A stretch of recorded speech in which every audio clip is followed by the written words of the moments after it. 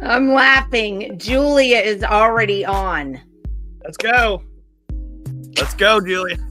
Hey, I am going to say something very specific about data centers whenever we kind of get down the road a little bit. That just cracked me up. It's like, I'm coming on right now. That's so great. Okay, while you're talking about data centers, I'm going to see if I can't hook up Telegram, because I'm having a really horrible... it's questions that I'm going to be asking you about data centers, Jenny. Okay, well, you can ask while I'm trying to schedule this. You have to be completely engaged and not multitasking. Oh, okay. Well, unfortunately, I think it didn't work this time. So I feel bad for the one person who's trying to watch on, because that's not going to happen today. Sorry. Hey, we should have wore our political animal shirts. I can go put mine on. Well, I don't want to go down. Hey, what is this? Full moon has the political animals out. Yeah. I do have a t-shirt that I was going to wear today that was going to blow your mind. You were probably going to say, Michael, you can't wear that shirt. But it was in my laundry and it wasn't clean, so I couldn't wear it. But this would have been... You're not going to tell me what it was? Well, it's a shirt in huge print, just all on the front, and it's got a cuss word on it, but it's blurred out. So it says, I don't need sex. The government F's me every day. That's what I was going to wear. Lauren detests that shirt. She won't go out in public. She won't go out with me if I'm wearing that shirt. So I have to wear that by myself when I go to the store or something by myself, because she will not be seen with me if I'm wearing that.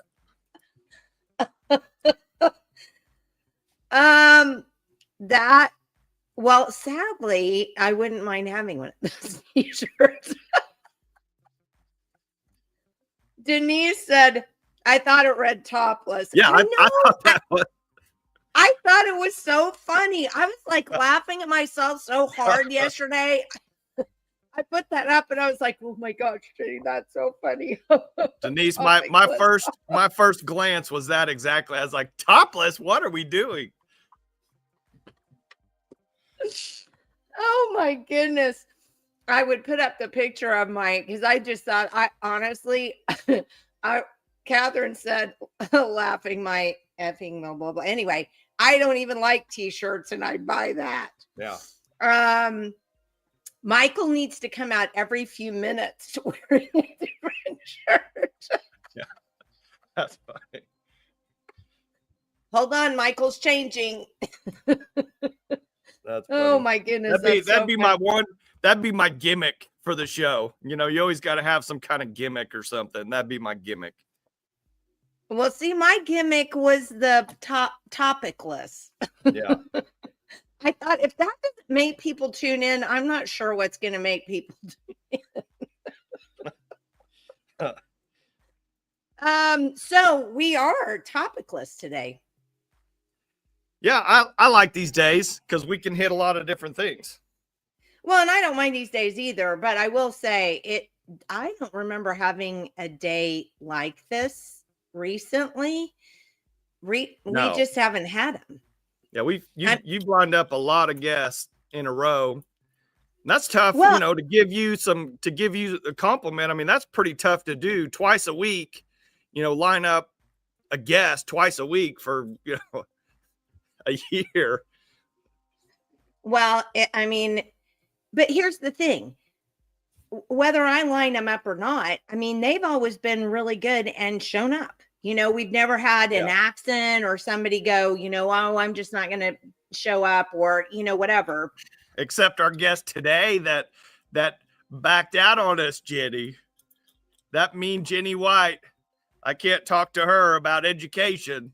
Well, I have to say, I was kind of a little bit weirded out when Rob Miller actually did say he was going to come on, because I thought maybe he just doesn't watch our show. I mean, we're happy to have anybody on who wants to talk about anything. You don't have to agree with us. That's some of the beauty of this, podcast, is that we don't always have to agree and we can have a nice discussion about things. So Yeah. he would never have been made fun of, or, we would have never been ugly, because that's just not I you and wouldn't have me. been making memes. I wouldn't have been making memes in the background and then posting them right after. No, you would not have been. No, you would not have been. Well, that's the thing. That debate, that's kind of the fulcrum of, a free society is, being able to actually have a discussion that's not just, me good, you bad, my way or no way. Well, it's funny that you said that, because there is a girl lady, she's not 12.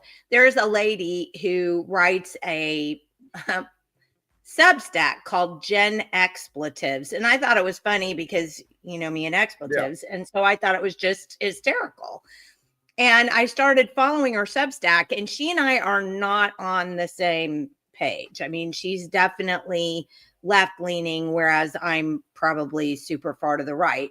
And she's left leaning. I would not say, she is in no way a leftist, what we would call, the people you can't have a discussion with because they're just screeching all the time or threatening to hurt you. That's not this lady. She's super smart, and she writes extremely well. And so I reached out to her and I said, hey, Christy, what about coming on our podcast? And we decided that we're going to come up with our own podcast, and we're going to start it on next Monday at 1:00, and it's going to be called Common Ground. And we're going to talk about an issue that we don't agree on, but that she makes her case and I make my case. But then the thing is, at the end, we both felt like it's completely useless to say, well, I don't agree. Well, I don't agree. Well, I don't agree. But then you never get anywhere. So at the end of the podcast, before we get off, we're going to make sure we have common ground. Here's where we can work. Yeah. Let's see if we can focus on this. And I think, honestly, she and I are both pretty excited about it, because I do think that one of the things that the Marxists have done is create such a divide between people that you can't talk anymore. I mean, it's just, it's all screaming, and nobody seems to really listen and have a discussion. And the problem with that is you learn in the discussion. There's no learning when you're screaming at each other. So I think it's going to be a really great podcast. I think we're going to do it, if not once a month, we're going to try to do it twice a month. We'll see. But again, it's going to be called Common Ground, and it'll be on Mondays at 1 p.m. So if you want to put that on your calendar, we're going to try to stick to an hour.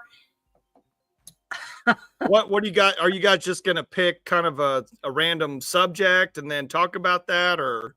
Well, we're going to decide the subject beforehand, and our first topic is going to be public education funding, because we're way off on that.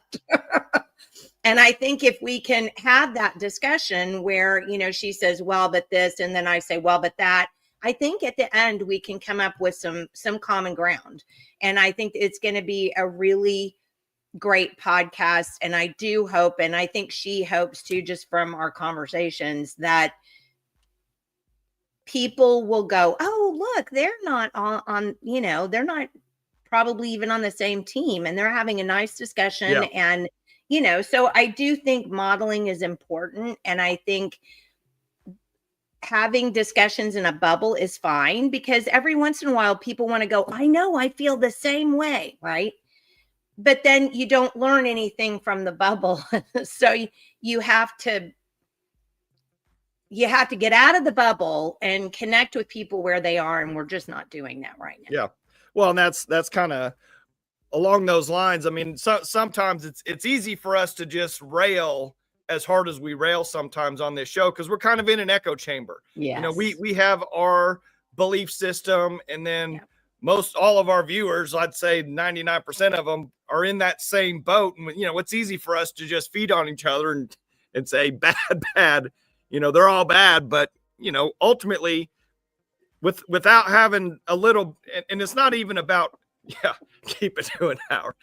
It's not even about the controversy. It's just literally, I like to have someone from the other side. Yes. And people that have been from the other side, we've been very fair. Like you said, we're not going to make fun of you. We're not going to, put you in the doghouse or anything like that. We're just going to have a nice discussion. And that's what's missing in all these news deals anyways. You don't really have that kind of dialectic of both sides there. You always just have the one side.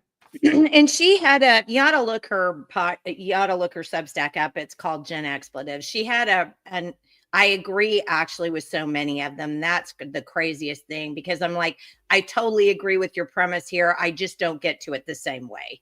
And I think that's the other thing, is we're not so far off that we can't even, I just think it's going to be great. But anyway, she did a Substack the other day about the fact, well, the underlying fact in her Substack was, we have a mono legislature, right? Yeah. I mean, it's all one thing. It's all Republicans.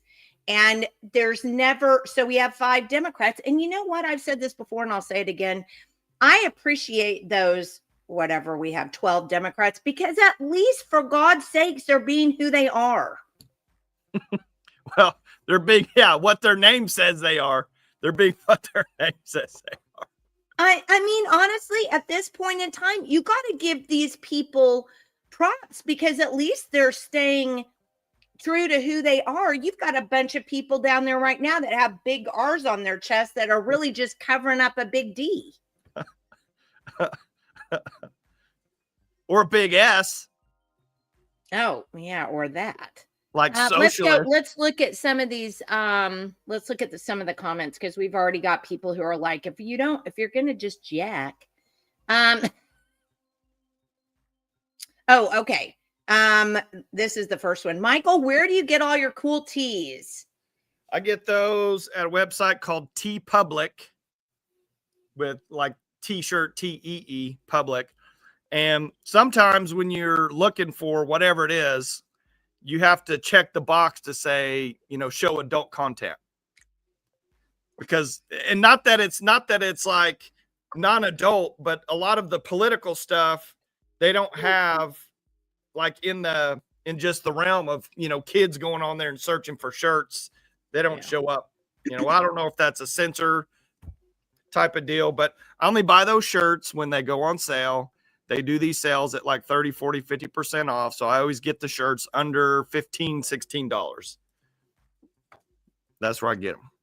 Well, I like them, and I think they're funny, and most of our audience does too. So Catherine Ann says, just go in on all the corruption, Ty Burns, Drummond Rose, OTA, full scorched earth, and we'll do that. We'll start that in just a second. But I do want you to know that Katie and Roberta are going to be on this afternoon at 1:00, and they're going to talk a little bit about the Ty Burns deal, and was there other stuff going on at the time that nobody chose to report or have a discussion about. So you'll want to tune in at 1 this afternoon for our special report on that, and that'll be with Katie and Roberta.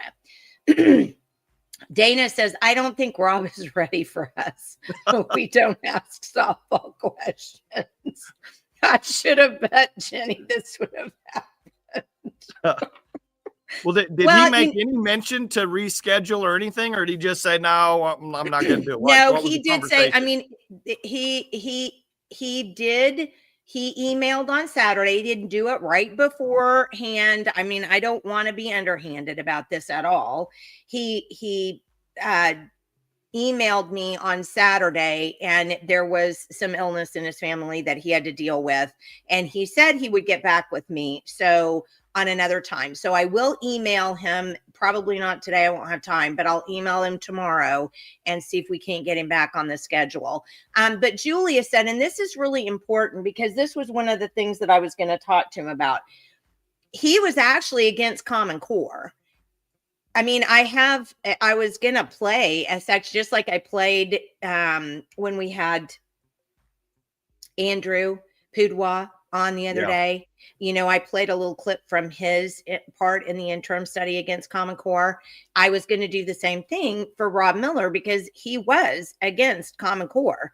Yeah. And so you're saying that in past tense. So has he kind of reversed? Does he like government changing education or see, I don't know. We'd have to have that conversation with him. All we know is how he's been as superintendent in Bixby. And I will say that, and I'm sorry, Rob, if you're watching, but you know, Janice Danforth, and I think another one of her friends or two friends are going to come on Friday and talk about the problems that they saw in Bixby under Rob Miller, who was the superintendent there for years. So, I mean, I'm totally happy to have him come on and talk about this because, again, we started talking about civil discussion, and I know you're happy with that too, and everybody else is. So, I will ask him.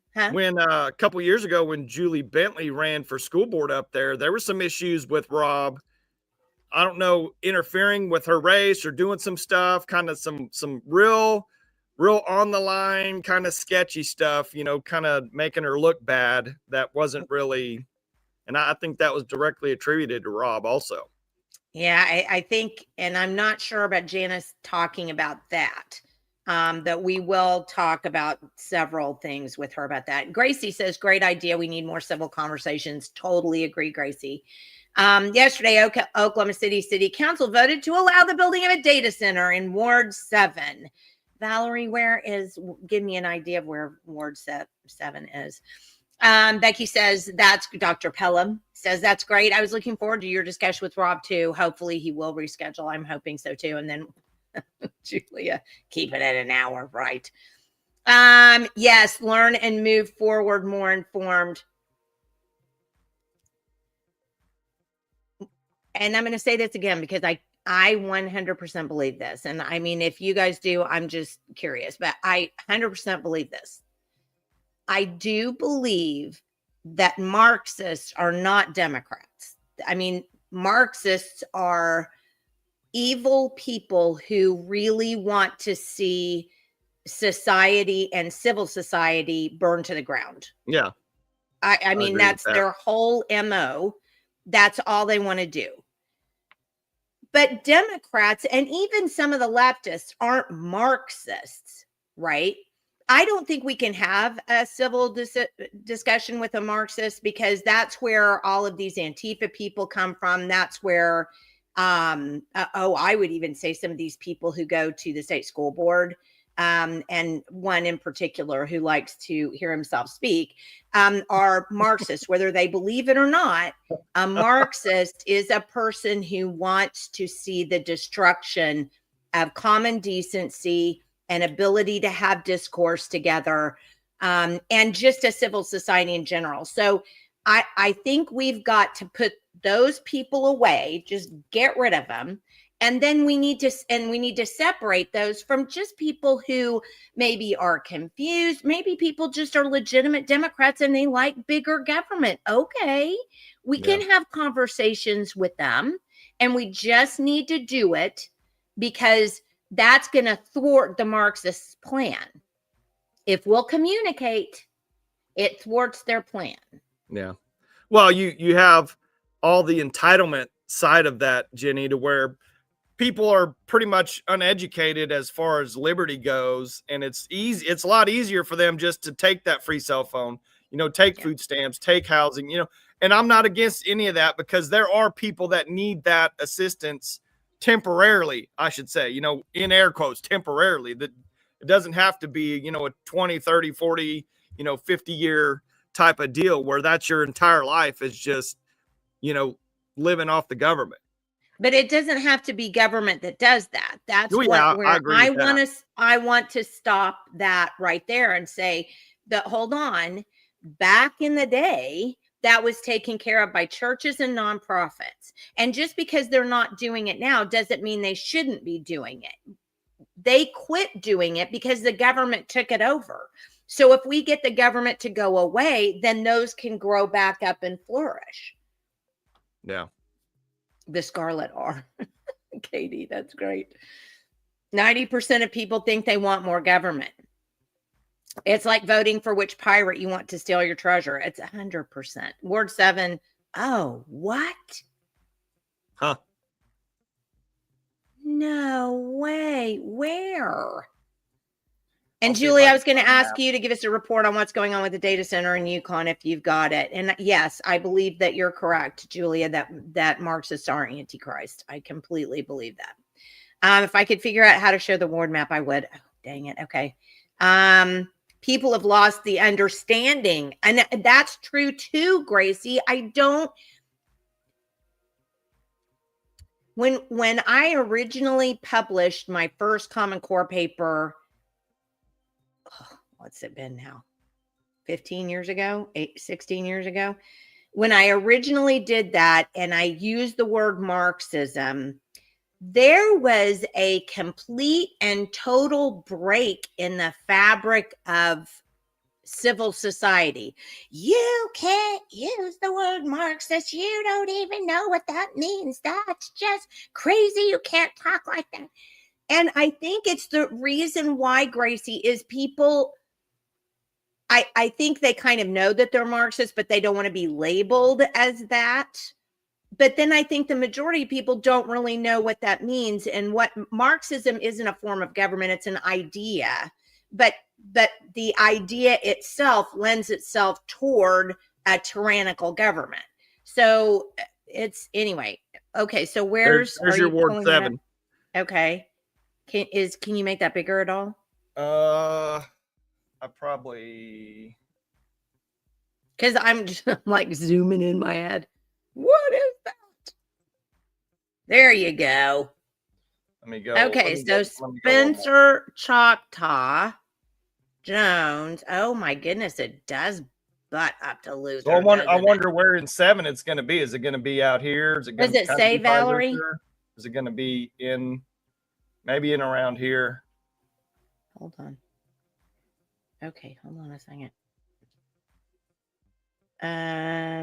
Okay, so Valerie, if you're looking on there, if you can let me know. Lisa says classical Democrats are a different political animal than what the Democratic Party has become today. And I completely agree.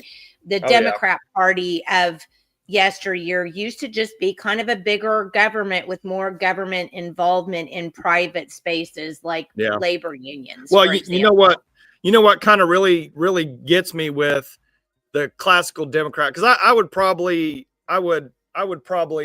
identify a little more with a classical Democrat myself, just in the fact that, they used to be so anti-big business, big corporation, all that. Now the Democrats are literally married and defend to the death these massive corporations, massive pharmaceutical companies, all of that. It's so crazy how that has all just completely, gone away from, their core of their party.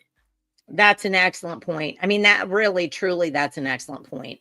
Valerie says, Julia, they won't admit to wanting more government, but it shows in their actions. And that's kind of true too. Church families should take care of those who need help. Their goal is to restore 100%. Julia says, data center is going full steam ahead.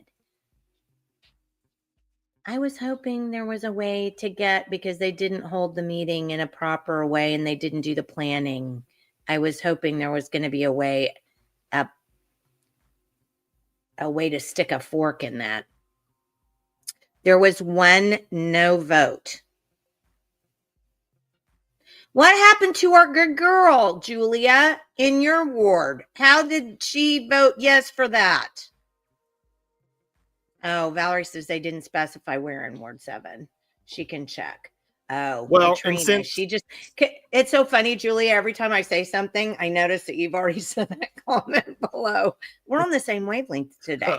Yeah, well, I am. What is the deal? Do we need to take her out the woodshed or something? What's going on with her? Well, since we're on that data center deal, what I was going to ask you about or kind of talk to you about a little bit with data centers, just think about data centers in general, the land that they're taking, the resources that they're going to use and be allocated towards them and all of that.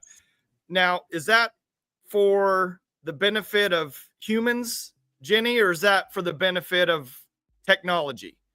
And in that vein, what would be more productive, for humans with that same land or whatever it may be, just a data center for technology and that data center. Think about this.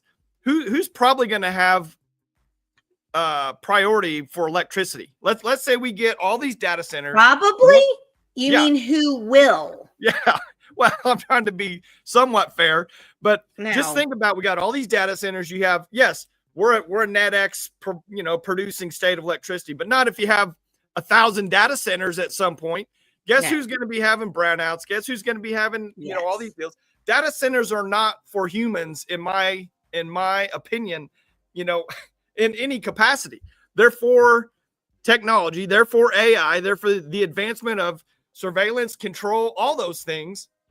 And it's not for the betterment of us in any way. And I just don't understand how people can't see that, because that's just the first avenue of this whole thing, is these data centers. And like I said, in my opinion, they're coming into Oklahoma because they think we're unsophisticated. We're just going to allow them to put their data centers here because we've got cheap energy. We've got abundant land. There's not that many people. People don't know. Because we have behind the meter legislation. Yeah. Yeah. And they're just completely taking advantage of everyday Oklahomans that have no idea until you fast forward 10 years down the road. And then you're like, why did we ever let these windmills come in over here? Why did we let these data centers come in? Why did we do all these pipelines? It's too late at that point because the infrastructure is already built. Nean just texted me and said, I had to read your post twice. The first time I saw it, I thought it said Topicless. I would do that again because it did get the okay. So, but have we not learned our lesson already with the sellout in solar, the sellout in all the wind energy, and we're just selling out to big money, to these to the corporate technocracy, and we're just giving our land and we're giving away our resources here in the state. You sounded like maybe you're going to channel Anthony Kiedis. Give it away, give it away, give it away. Yeah. Sorry. The HOA in Stillwater is suing Google for ecosystem being affected. Remember, the fish started dying. Yes. And you know what's so funny about that? So I've told you this story, Michael. I don't think I've said it publicly. So we have some land in another state. And, we're reaching retirement age. It would be nice to have, a little extra money in the bank. And we were talking about the possibility of it selling. And my sister said, oh, well, my friend in, was it Montana? No, another one of the northern states. Google bought their property for $27 million for a data center. And, oh, we could get, data center. And I'm like, but our property is the last of the farmland in one area, and a bunch of housing additions have grown up around it. Can you imagine us plopping a data center on that land in the middle of everything? I was like, absolutely not. And, it's sad because until I started feeding her information about data centers, she didn't know. And my sister is by no means unintelligent. She just literally had not studied it. And when I started feeding her information on it, she was like, oh, no, we don't want that. I was like, duh, nobody wants that. And data centers use tons of water. We actually don't want that. And basically, one of these days, Michael, I want you to do a podcast completely on Palantir because you know so much more about that than I do. They're the devil.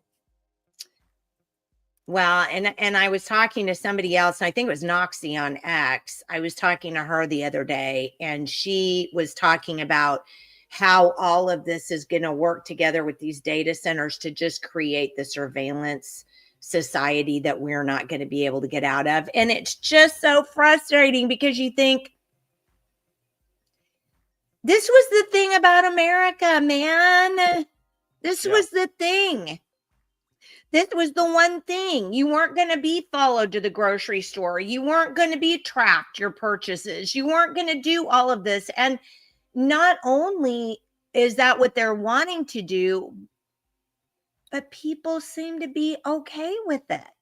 They just seem to, well, I'm not doing anything wrong, so it's okay. It's killing me. Every Californian I told about our move thinks Oklahomans are square dancing, toothless, tractor riding hayseeds. I answered, yep, I hope so. You're right. No. I did have a professor once who literally came from the East Coast, and he told me that when he moved out here, now this was the 90s, okay, that he told me when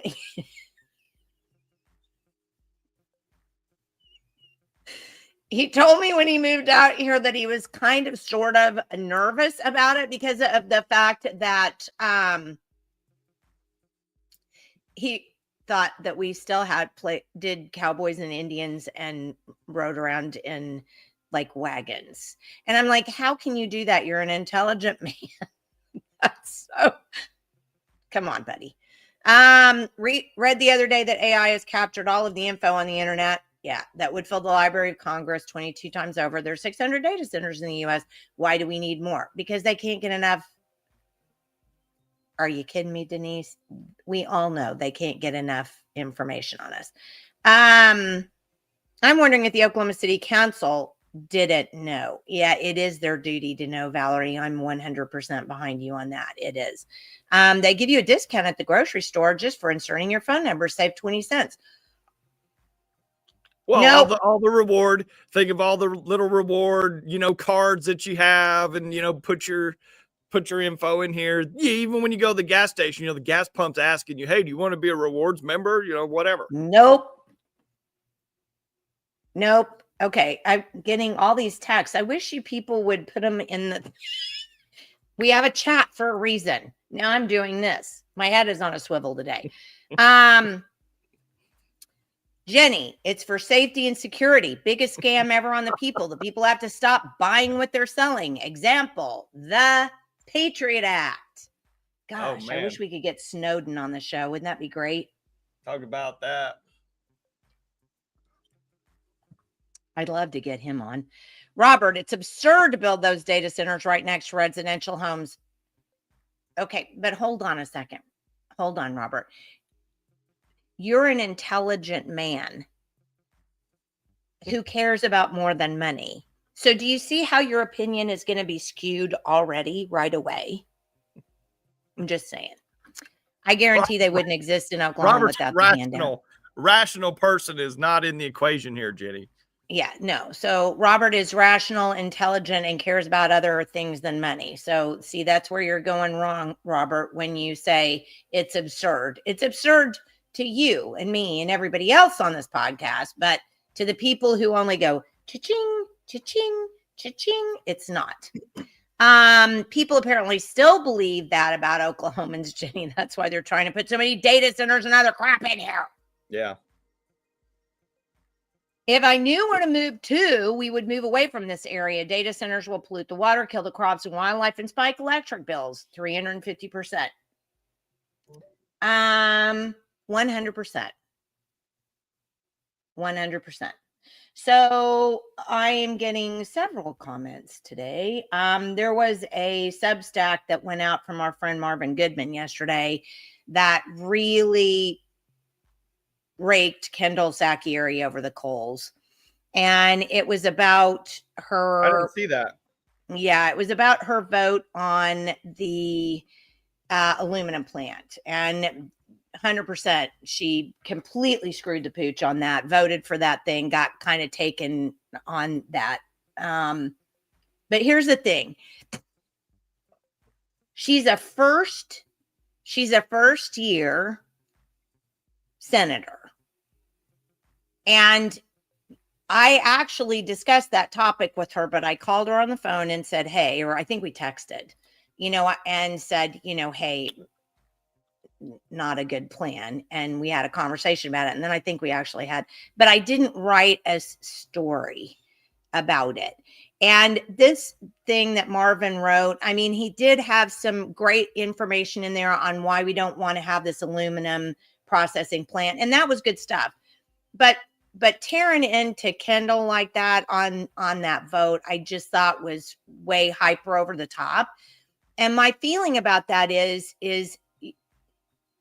we absolutely need to have accountability and transparency from our legislators. 100%. I'm sure Kendall would agree with that. But if you're going to berate a person over one vote, how are we going to get good people to run? Because if you're a conservative and you're like, I know I'm going to get killed and creamed by the leftists and the people who don't agree with me, but now I'm going to run and it's going to be my own people tearing me down in public. I mean, really, why should I do that? So I think there are ways to handle new legislators who do something that doesn't have to be a public flogging. I just don't see the purpose of that. And so there have been several comments that I have been getting this morning about that. Oh, yeah, nope, not for me. Not either. Stop voting for welfare, corporate, and individual. It's simple. Again, Robert Scott, you are an intelligent man. I can't believe that you're saying it's simple. Let me show you something. So this is, let me share my screen. Maybe. Right. This, because we were actually going to talk about it, but Robert, you did a great segue for me. All right, hold on. Nothing like keeping Jenny right on track, Jenny. We got to keep you right on track. Oh, there it is. Okay. No. Yeah. Yes. Here it is. Oh, golly, I got so many tabs up that I was going to share that I can't navigate my own tabs, which is sort of a problem. Okay. So, all right. Are you ready? Okay. Don't multitask, Michael. Oklahoma decides. Wondering who's running for office? You've come to the right place. Stay ahead on the latest candidacy developments with Oklahoma Decides. Federal candidates, statewide candidates, state legislative candidates. Oh my gosh, I'm so excited. Be a voter. Curious Oklahomans, meet Oklahoma Decides, your new one-stop shop for the candidates running for office this election cycle. We know it's not easy to keep up with the latest on who's running for what, but that's why we're here. And see, notice it says late set. We couldn't even spell it right on our front page. We've done the work for you by providing reliable, trusted information about who's known to be throwing their hat in the ring. Now, since we've helped you scratch that political itch, just promise one thing: be a voter and vote like we want here at the state chamber. Wow. I love your NPR voice. It's always so soothing. It's just calming. You can read the worst stuff in your NPR voice, and I'm just calm because you're reading it like that.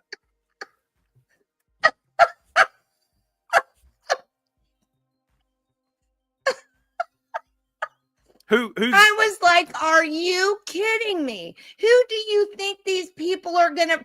I'm dying to know. Yeah. Let's see statewide candidates. Let's actually just go here while we're here and just see what they say, because I actually have not seen it. So let's see. Governor. Okay, they've got all of the gubernatorial candidates. Confirmed candidates for treasurer. Superintendent of public instruction. Wow, I didn't even know half of these people. Did you? Heard on the street. We're going to stick that one in. Why would they hear it on the street? Because Adam Pugh is one of their absolute favorites. Heard on the street.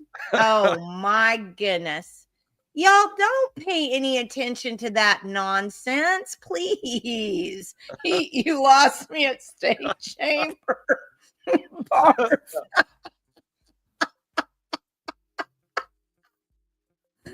I love you guys so very, very much. Yes, don't, come on, y'all. Pay attention to when you see stuff like this. Don't just go, oh, good, I've got a way to find out, what am I voting for here? Don't do that. Go down and look up. I mean, and hopefully it appalled you that they've got latest spelled wrong on the front page of their website. But look, interested in learning more about politics in Oklahoma, like unconfirmed candidates.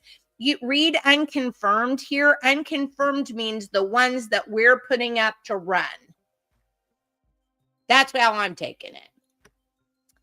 Get access to exclusive political content. Yeah, so very, very bad. I just felt like it was important. I'm going to leave this one up there. Okay, so let's go to something else, because Katie was on just a minute ago, and Katie, when I found this, I sent this to Katie so fast. All right, so I want you to read this with me. Oklahoma's Child Welfare Agency is sued over a kidnapping after fired worker pleads guilty.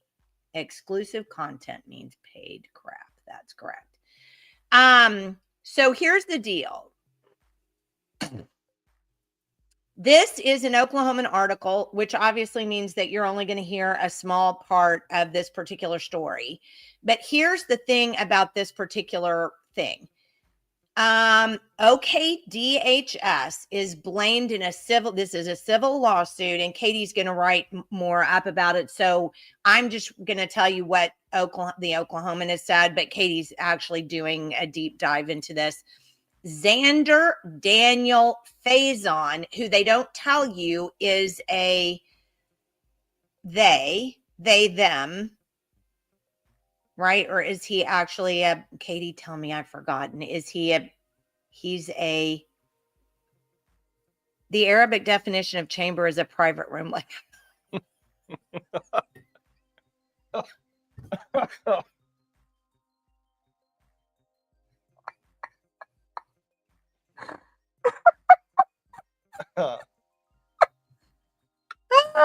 Earl's daughter. So far, you get the gold star. Okay, let's get back to this one. I think he is a transgender person. I think so. They, them is transgender. I'm not really sure. Anyway, 34 used a fake emergency child pickup order on January 30th to take the girl from her mother in Midwest City. DHS fired her on February 3rd after the child was recovered and she was arrested. The girl's father, Jalen Pierce, sued the Department of Human Services in Faison on August 26th. His lawsuit alleges DHS's negligent and wrongful conduct was the direct and proximate cause of the kidnapping. Now, here's why this is important. So we've already had Katie on to talk about the Lockman case, about the little boy who was basically taken from the Lockmans and then given to a same-sex couple, one of whom got arrested for improper contact with a child, so child sexual predation, and then he killed himself as a result. So the child is now with the other partner by himself somewhere in Kansas and has not been recovered and sent back to the allotments. Now, here's the thing. DHS has said over and over again, and let's not even talk about the Doherty case. I mean, we've got an essentially a kidnapping happening with him as well. Let's not talk about what happened to the Woolies.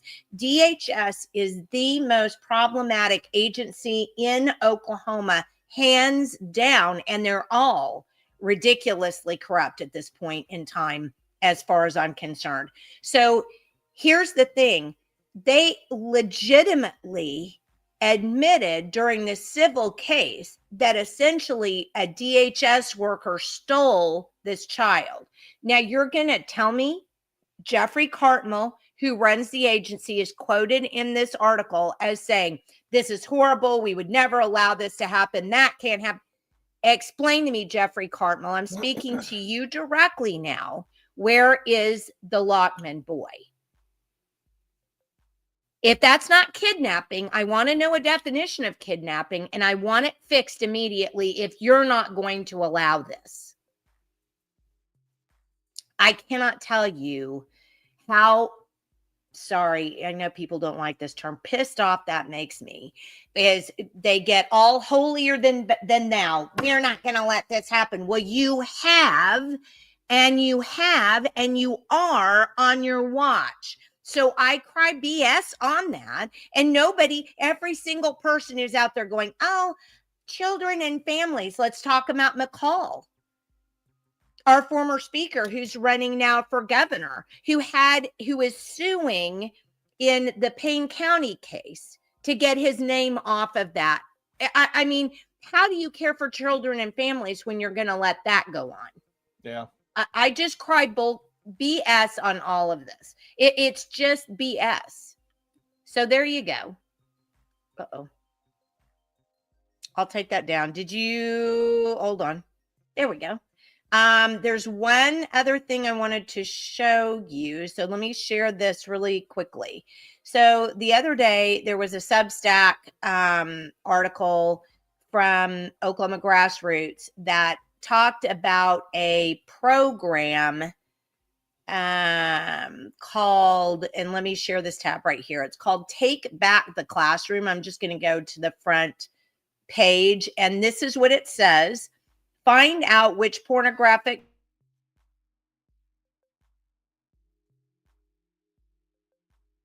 I hadn't added that. Find out which pornographic books are in your child's school. So this is called, so you can write down the website. It's called Take Back the Classroom. I don't know if you can see it up at the top. Yes, you can. Okay, so make note of that. Take Back the Classroom. So what you do with Take Back the Classroom is you can actually go down here. It says search your school now, and they make you affirm that you're over 18 if you're over 18. Okay, well, let's go. And then they have, I don't know who did this website, but I was looking through it and I'm going, my goodness, the amount of hours it took to actually put this together is insane. Okay, now I want you to look up here in this corner. In Oklahoma, 17,435 dirty books were found in 351 districts over 1,139 schools.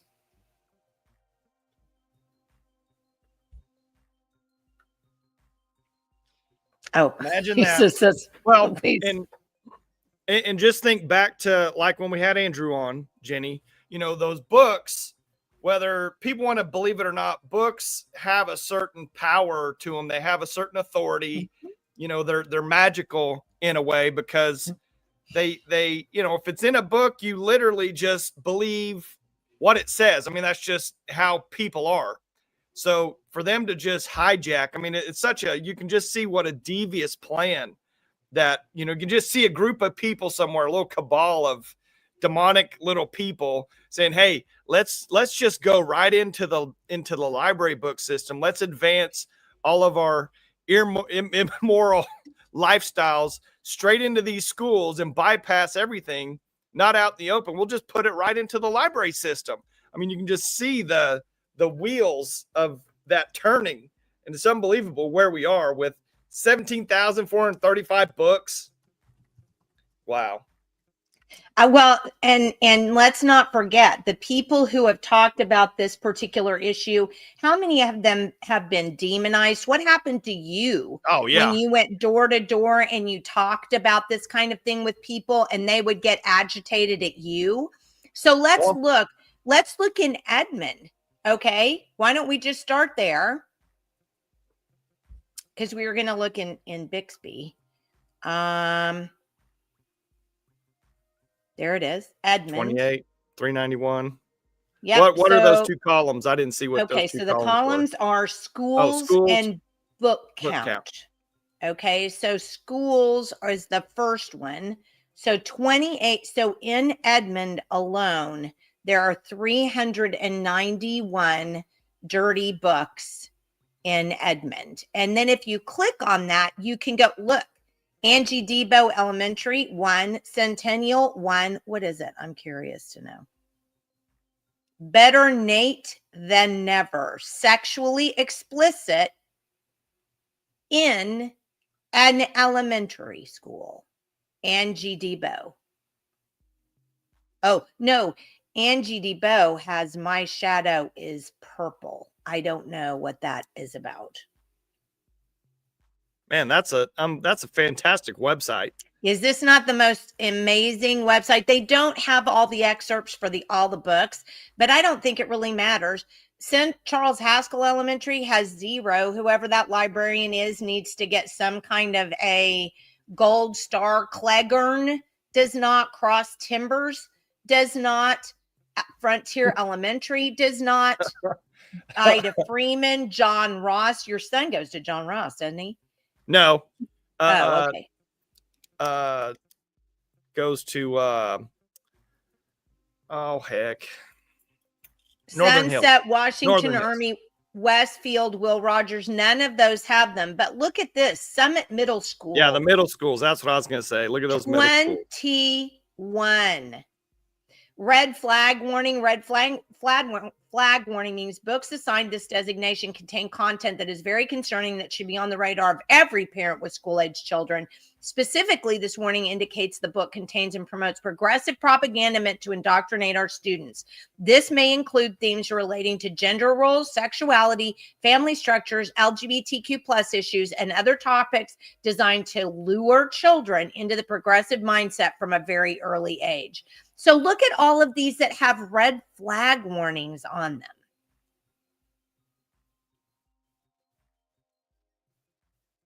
In a middle school. Rethinking Normal. Sexually explicit. Usually I'd tuck my penis between my legs so I wouldn't have to look at it. This is Rethinking Normal. This is a book that is in Edmond school system, and it's in Summit Middle School. What do y'all think? Not surprised the words I want to use to express my feelings are not very Christian-like. Me either. Ew, this site has example of some books they recommend for their remove report program. These books are gross. Sarah says, what? Yep. What's this? Melissa, nobody cares, work harder. I'm not quite sure that I get that. Lisa says the kitchen table activist Karen England, take back the classroom site. Rebecca says that's every school in Edmond. And that it is pretty much every school in Edmond. Yeah. I mean, it's absolutely disgusting. Well, and really, so if we go back here, I just can't get Edmond Santa Fe High School. Now look at this, 104. North has 112. Memorial has 109. Well, and you can just see where, where kids are really going to start asking questions, when they really start coming into themselves and being a little more mature at that middle school level, Jenny, that's where they're, they have the ability to go into that library by themselves, go look at this stuff, talk to people, do, where they're not really going to do that, necessarily in middle school. I mean, in elementary. So you can see we're just right where those attacks start, and then how they escalate them right up, take advantage of those kids that have now been misguided in some capacity, and then they just ramp it right up in high school. And if you say anything, you're a book burner, you're bad, you're anti-freedom, you're anti-liberty, which I understand those deals. But what like when I ran and I had to make like 4 videos just opposing, just opposing all, my position or defending my position on the books, was for us parents. And I had a pretty good group of us that all felt the same way. We just wanted to know. We wanted informed consent, about these books. We wanted to know that they were there and what it was. Not like, because what they always told us? They said, hey, just go out to Goodreads and go read the reviews. Okay, yeah, that's really going to say anything like this, like what we're looking at here. Goodreads isn't going to tell you anything like that. It's going to tell you this is an award-winning book. It's the greatest thing ever. You should, sit down and read it with your kids because it's great. And you're reading here what this book says, a quote from this book. And they're going to say, well, that's a quote. You took it out of context, blah, blah, blah. I don't care what context that's in. I don't even want my high school reading that stuff. Wow. I mean, good night. I mean, this is just so, again, it's called Take Back the Call. Let's look what Cheyenne Middle School has 8. Central Middle School has 11. Heartland has 7. These are middle schools. Sequoia has 3. There's not one middle school that does it. Oh my goodness. Summit. Wow, That's 21. With red flag warnings. Now, Jenny, do you know the process? Like, how would a school like Summit have, 3 or 4 or 5 or 6 times more of these books? Is that strictly the librarian bringing those books in? I know there was a kind of a donation process in some of these. Do you know the process? That I have no idea. Now, the website says this. Hold on, I'm gonna bring it back down again a second. I mean, do all the school board members have to sign off on these books that come into the library? I just wonder what the exact process is. No, they do not. And they said, why is my district not listed? They tell, first, we're still searching. Also, some districts deny public access by requiring a password to view the online catalog, but we're actively working to uncover this information and make it available. Please see the question, if my district or school library catalog is not publicly accessible, how can I help TBTC collect that information?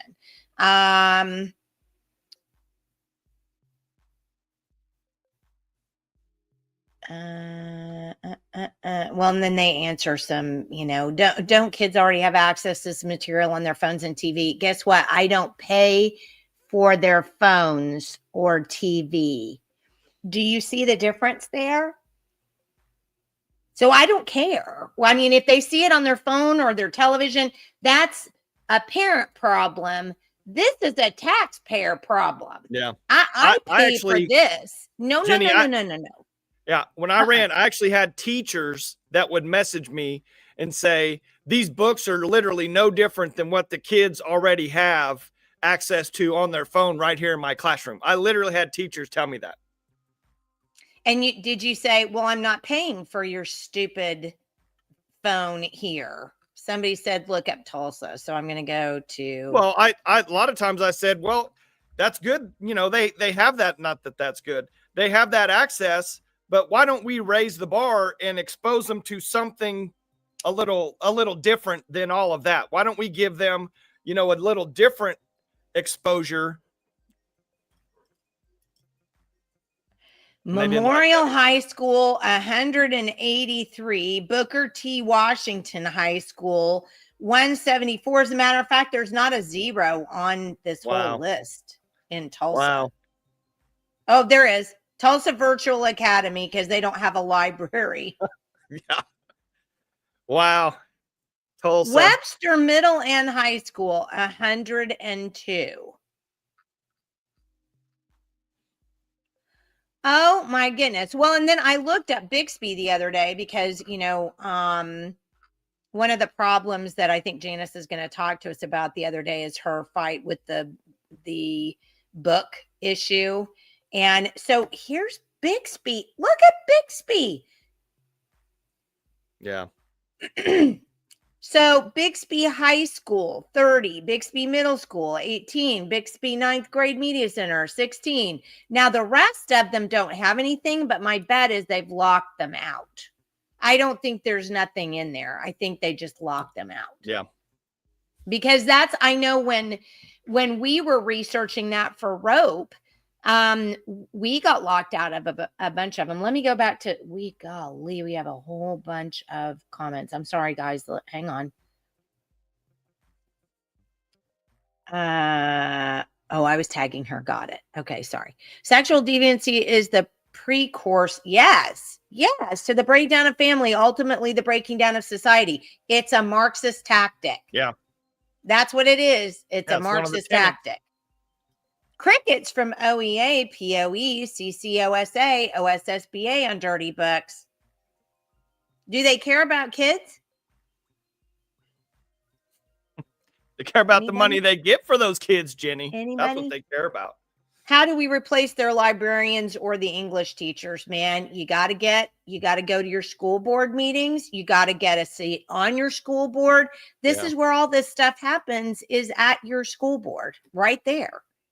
We already know the implications of sexualizing young children. This is just blatant, open MK Ultra of children. 100% Earl's daughter. Books like this open the door in elementary school, entice you through the doorway in middle school, and then all of a sudden you've got this hard threshold in high school. 100%. The battle is to reach the disengaged parents to take serious interest in what their children are exposed to. Someone else is not just educating, but parenting their children. Say out louder, Denise. Someone else is not just educating, but parenting their children. There, I did it for you. Catherine, look up how many in Tulsa middle schools we did. Taxpayers for those pay for those books. This is absolutely not okay. FOIA the school district for more information. Jinx, Jenny.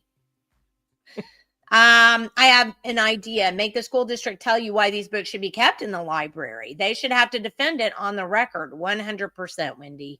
100%. My local high school, 44. My local junior high, 25. Thank God the elementary has 0. But don't forget though, Lisa, it may not be that the elementary has 0. It may be that they blocked access to the library servers and you can't see what's in there. So don't forget, we're saying 0, but it may not be 0. It may just be they can't get into it. Don't let the ALA in your schools, which is the American Library Association. 100%. These people are, Marxist through and through. I'm going to pull this back up so you can see it again, and then we'll get off of this topic. This is Take Back the Classroom. This is the front page. Find out which pornographic books are in your child's school. Search your school now. So make sure that you do that and get that. Oh, I was going to show this. They have a library book challenge guide on the website, and it shows you how to file a book removal request. So you can also find this, the Island Trees versus Pico Supreme Court decision. The ruling serves as the binding authority for the removal of offensive materials from K through 12. So there you go. And it tells you how to do it, gives you a letter, a model book removal request. So there you go. This is, again, hold on. Take Back the Classroom. That's what that is. So there you go. All right. We've talked about fantastic website. That is a fantastic website. Oh, okay. So this was another thing we were going to talk about today. Wow. We're losing a bunch of people all of a sudden. And so Josh Cockcroft, who's the Secretary of State, has now resigned. He sent a nice letter. I just love you, Governor Stitt. You're amazing. We've done all this great stuff, but I'm got other things to do. But then when they were commented, both Stitt and Cockcroft were asked for a comment, nobody gave it to them. So it does make one wonder, if you're like me, it's probably something going on there, because nobody would talk about it. Just saying. Then the Rick Rose thing. So Rick Rose was OMS director. And I believe he wasn't he director under part of the time that that Cindy Byrd did the audit on OMS and found all the incredible misspending of all of the federal tax dollars at OMS. Well, he decided he did not want to allow the spending request of our AG Gentner Drummond, also running for governor, of some vehicles for one of his task forces. And so Gentner Drummond, now these are my words, threw a baby fit and wrote a 4 or 5 page letter to the governor saying, you are mean and won't let me do what I want.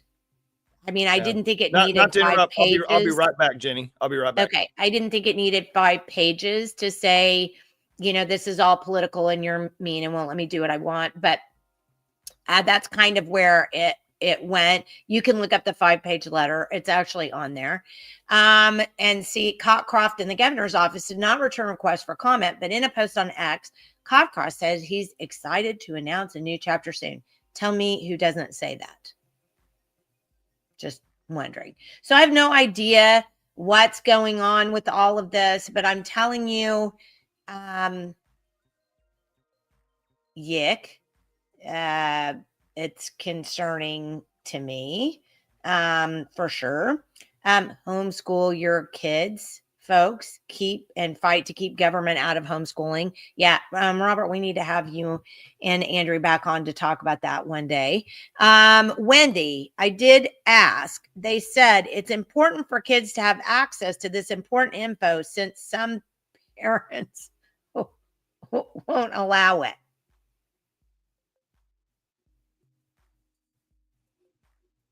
Do you suppose some parents don't allow it because they don't want to allow their kids to read it? I think probably so. So basically what that school is telling you, Lisa, is parent up yours. Your kid is where I am all day, and I'm going to make that child conform to what I want, not what you want. So for those of you who still have children in school, I don't think it's wisdom. I think homeschooling is much, much easier than you think it is. And Earl's daughter says 100%, Robert. Homeschooling is way easier than you think it is. And especially if you use a program like Classical Conversations, really you have the whole curriculum for you. You don't need to do it. Wendy says Oklahoma Secretary of State is an appointed position is very concerning now that 1027 passed, and the SOS will have great leeway to not file petitions they don't like. You're going to have to expand on that just a bit. They'll push their agenda whether parents want to allow it or not. That's exactly the point, Gracie. I'm with you 100%. I don't know why I'm not seeing all the comments. I don't know. I'm trying to get them all up there. So you should be able to see them on this. I'm getting another message. Let me see, because I think Sandra Treywick wanted us to talk about. Oh, yes. Valerie's, Sandra wanted to make sure we covered Valerie's comment about the data center in northeastern Oklahoma County that the Oklahoma City Council voted on to approve. This puts the data center over the Garber-Wellington and is one of the lowest income wards. The only no vote on this was Councilman Bradley Carter of Ward 1. And Katrina, we've had you on this program. Not happy with you. Probably will send you a text message. Classical conversations. Is that good for high school use too? Yes. Yes, absolutely. Absolutely. We have classical conversations for high school in Oklahoma. I do know that First Baptist had a big one in Edmond, but you can, get on the classical conversations website and you can find out where they are and get with them. But yes, you can high school your kids. I didn't use classical conversations for that. I used it for elementary and middle, but in high school, because I was a teacher and wanted to teach. So I just got out of it in high school so I could teach. And that's what I wanted to do. But you don't have to do that. I just wanted to. We'll do 1027 gives more leeway for a Secretary of State to determine that a gist of a petition is not adequate and return it to the proposers of the initiative petition. Well, and I agree with you. I think Katrina is on the Yukon City Council. Yeah, no, Katrina is on the Oklahoma City Council, but for the ward that includes Yukon. So she's not Yukon City Council. She's on Oklahoma City Council in that ward. So yeah, very upsetting that she was on this program, and she sure did talk a good game. If they can keep rejecting a petition, it severely inhibits the people's right under Article 5, Section 1 and 2. So, okay. Can I do the Liberty, Oklahoma website, and then you do we'll end on finances?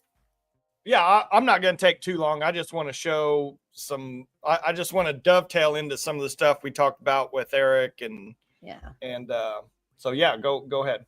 Okay, well, let me get this done and then I will turn it over to you. All right, everybody. I actually have the Liberty, Oklahoma website up and running.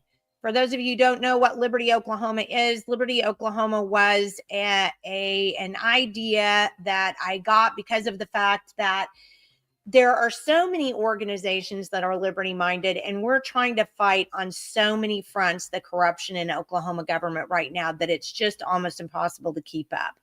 And so I thought if we have a clearinghouse of liberty organizations where people could go to find out more about the organizations, how to contact them, what they were doing. And my big thing was if we had a shared calendar of events, then it would be a one-stop shop. And it wasn't like people who were in a hurry. Oh my gosh, I don't have time to go to Moms for Liberty, Canadian County, or I don't have time to go to Oklahoma Farms and Save Oklahoma Farms and Ranches, whatever that is. So the idea was that it would be a clearinghouse for liberty organizations. So this is the front page of the website. It's really easy to find. You just go to libertyoklahoma.org. And so who are the only sure reliance for the preservation of our liberty? We, the people. We, the people. I even call us we the people as many times as I can, because it's not up to anybody else. It's not up to anybody else. It's up to we the people, and we have let our government become we the government, and it's not that. It's we the people. So up on, and I'm going to change this I think today, because if I get the right information, which I'm hoping I have, we will be able to go live with ticket sales for the upcoming Liberty, Oklahoma convention at Okana, November 13th through the 15th. And on the first page, if you want to become a sponsor of this event, we literally have 3 tiers. All you have to do is click the button.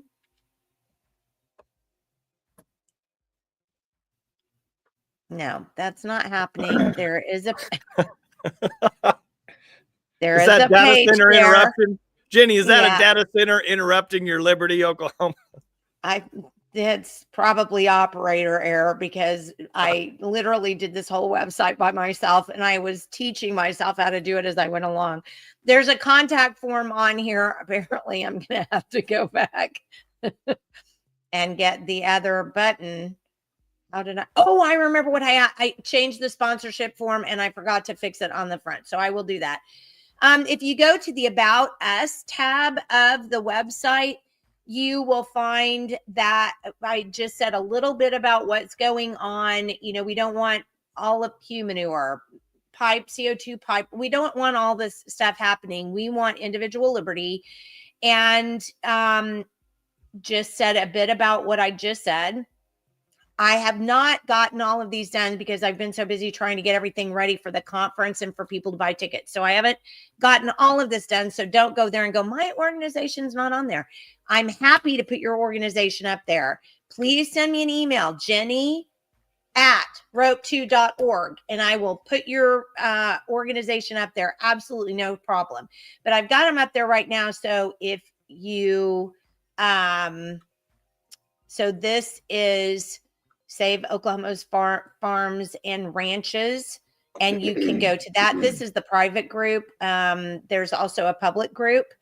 So same thing with Oklahoma 2A, Pike Off OTA, Constitutional Home Educators Alliance. And I put some of the best quotes down at the bottom. I really liked these, so you might go through those. They're Liberty quotes. Then if you click on the 2025 convention, you will get all the information. I think I've finally gotten all of the information up. I have a little thing about why should you even go to the conference? Why should you attend? You can read that. Then if you want to know what the conference schedule is, because people are like, well, I'm not really sure why I want to go if I don't know what you're doing. Well, I have the full schedule up there, and you can read through the schedule and find out exactly what we're doing. It's going to be a jam-packed time. Basically, I've divided it up into engaging in local politics, engaging in state politics, and how we're going to restore liberty in the state. So Saturday is all about how we do that. Friday is all about how you learn how to do that. So that's that. And then we've got our speaker list. I put the speaker list up yesterday, so you can see the speaker list. We have groups that are coming. OK2A, Oklahoma Farms and Ranches, Moms for Liberty, Eagle Forum, Oklahoma State GOP, and a lot of different GOP organizations. Local ones will be there. Teen Pact, Young Americans for Liberty, Constitutional Home Educators Alliance, Pike Off OTA, and Citizens for Responsible Transportation. Mick's going to be there. Mick Rosado's going to be there. Lions Den's going to be there. Garfield County Conservation Coalition will be there. So we'll have, and these are all of the people who have, who are going to be speaking, and they have links so you can follow them and find anything out about them if you want to, if you haven't been there. So you can absolutely do that. Let's go back to where we were. Share this tab. Okay, this is your registration. So it's on down the page, and it tells you how much it's going to cost. It's not cheap. I wish it were. It's not. To actually get a conference together, it's quite a deal. So I wish it were going to be cheaper. Hopefully you can save up between now and November 13th.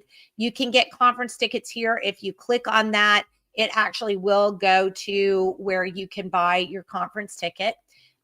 So that is all hooked up.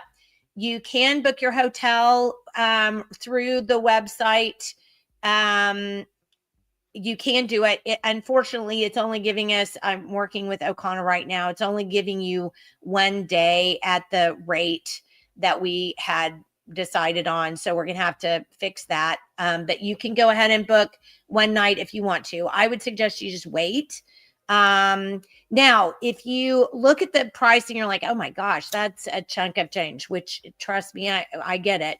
You can actually apply for a scholarship, We have people that are donating money. And if you would like to donate to scholarships or to anything else for the conference for us to have, we just are going to turn it right around and give it to the people who are coming. So in whatever form that's going to be. So please, if you would like to be a sponsor, please do sign up. Or if you'd like to donate for scholarships, please do sign up. Or give me a buzz. You can apply for a scholarship. The scholarship form is right here. You can go ahead and fill that out. And then down at the bottom, you just click on submit and it will send it right to me. And we will get that and we will look those over. If you want to be a vendor, I think the last thing, we're going to be in the main ballroom, which is at the end of the hall there. It's a beautiful room. And we're going to have vendor tables all around the inside. So people aren't going to have to be going in and out. That poses a problem in that you can't go while people are speaking and you have to have people at the table, or I will probably come around with a cudgel and beat you because we want people to be able to hear. But and don't try me on that. I was a mean mom.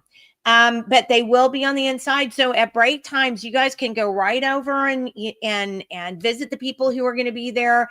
I do know that I'm pretty sure Pykov is going to have a table. I do know that Jason Hardaway and Patriot Academy are going to have a table. I know that the GOP is going to have a table, so that there will be people. And if you know of somebody else, all you have to do is send in a vendor table request. It's super easy. I mean, to just send in the application and you just submit it. So it's not a problem at all. And then you can make a vendor table payment. We're asking $100. It just helps us with the conference for the vendor table. And you can go ahead and click on that button and sign up. And here, if you want to know more about the conference, we did put together basically a whole slideshow about it and what we're doing. And I think I changed it on this. There you go. I just missed the one on the front page. So this is your sponsorship application. It tells you what the tiers are, and you just put in your sponsor name, just fill out a little bit, tell us a little bit about your business and submit it, and we will get back to you and make that happen. So I hope everybody is excited about this. Oh, I wanted to visit one other thing before we were done, the calendar of events. I only have a few things up right now, but I am going to be giving permission to organizations who would like to have it to the website so you can add things to the calendar, because I want people to be able to go to this calendar and go, oh my gosh, there's an interim study on blah. Oh, look, American Action Fund's having a Liberty Academy, Candidate Academy.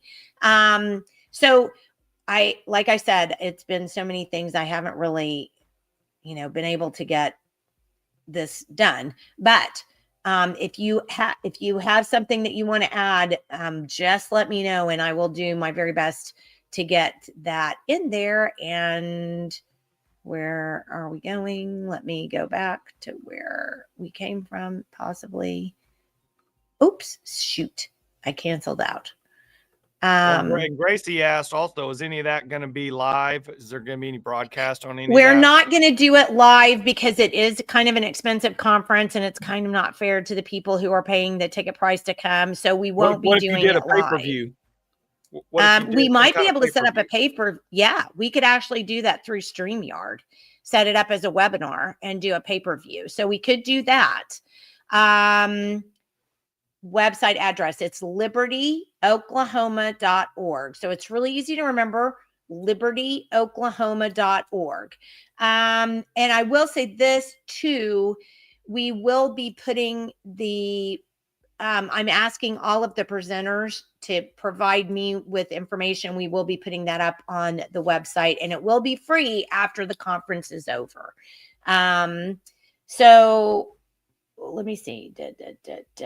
You've done a lot. You've done a ton of work on that, Jenny. Congratulations. Thank you for saying that. That looks awesome. I'm so proud of you for doing that. I mean, it's something that we need. We need a place, in this state where these groups can come together, and really hopefully we can start taking some action on things, organizing people to take action. Because I think that's the problem. People are always saying, well, I didn't know anything about that. And I totally get that. We don't know. But if I can get everybody to put it, because it's so hard. Oh my gosh, I got to go out to the website and post my events. But the thing of it is, though, is if you get those events up there, even people that might not be in your county or in your surrounding area who are very interested, like with data centers, they'll probably show up if you give them enough time to put it on on their calendar. So that's what we're trying to do here. And I appreciate you saying that, Michael, because I can't tell you the number of times my particularly poor David is like, if you scream at that computer one more time, I'm leaving you for good. I was gonna say, how many new keyboards has Dave bought for you? Because maybe take your keyboard, you smash it or throw it down, and then you need a new keyboard. Well, I'm now having to use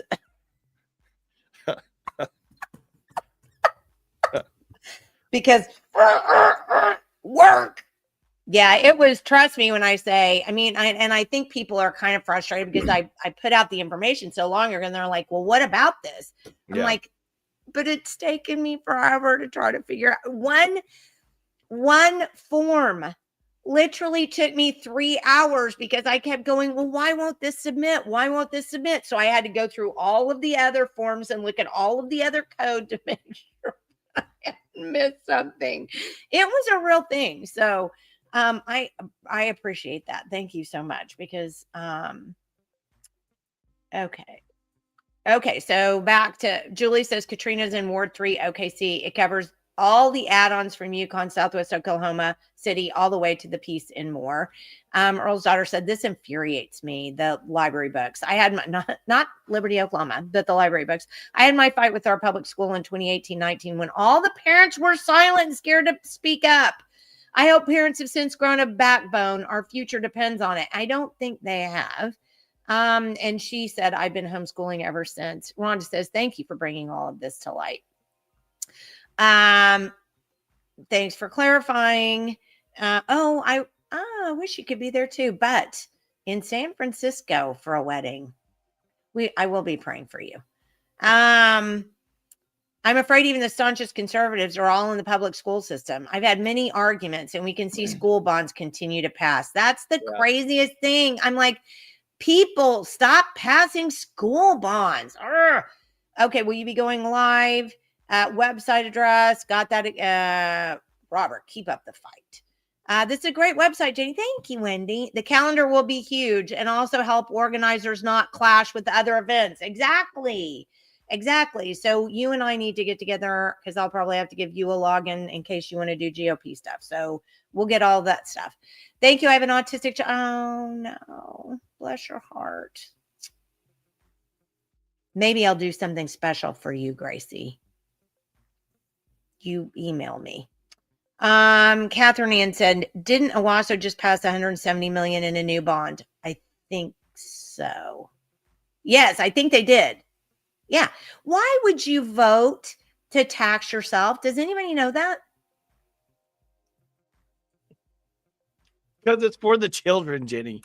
For the greater good than the children.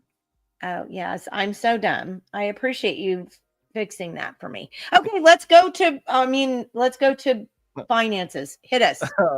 Well, I want to put a couple things in perspective and then kind of dovetail. I said Eric's show, but I meant Katie, the show I did with Katie on money. I just want to show some, because I showed some past examples about how they changed how they calculate things in order to make them, what they want them to do. And I just want to show that never happens. Yeah. They don't ever do that. Yeah. Well, I want to show kind of how even the current administration, even Trump himself, is demanding certain things. And so I want to kind of show that. But think back, Jenny, to like when did they change kind of minimum wage? 2007 ish. I want to say it went from like $5, $5.15, $5.25 up to like $7, $7.25, $7.50, right. Whatever it is, now let's take out what, each state kind of, they can do their own wage, within the state itself. But let's just generalize and say, minimum wage I got to get this deal back up. It's making me confirm I'm a human. So anyway, I wanted to. Are you? Yeah, I think so. I could be in a simulated reality of twisted evil with Marxist people controlling the world in one way or another. But then I'm there too. Yeah. But anyway, what I want to show is you think of the stock market because that's how a lot of people assume or think of wealth, in this country is the stock market. So I just had this is our good friend AI. I had AI do this graph for me because I couldn't find one that I really like because no one else really had one. So this is the comparison between your minimum wage, and this goes back 20 years, 25 years. I can't make it any bigger. It starts shrinking if I try. But this goes back 25 years. So I just want you to see over 25 years because let's go back to the video that we played with Katie and Money called the Cantillon Effect. Yeah. And that's where the money's being printed and it comes through the ranks of people differently. So we're at the bottom rung because we're just, little W-2, 1099 Joe Schmo worker down at the bottom, and the people that are higher up get access to that money before inflation hits and other things. But what I want to show is when you look at this and you go back to the early 2000s, the S&P and minimum wage, they weren't really, they were somewhat representative of each other. So then you've got minimum wage changes. And so now just think of it.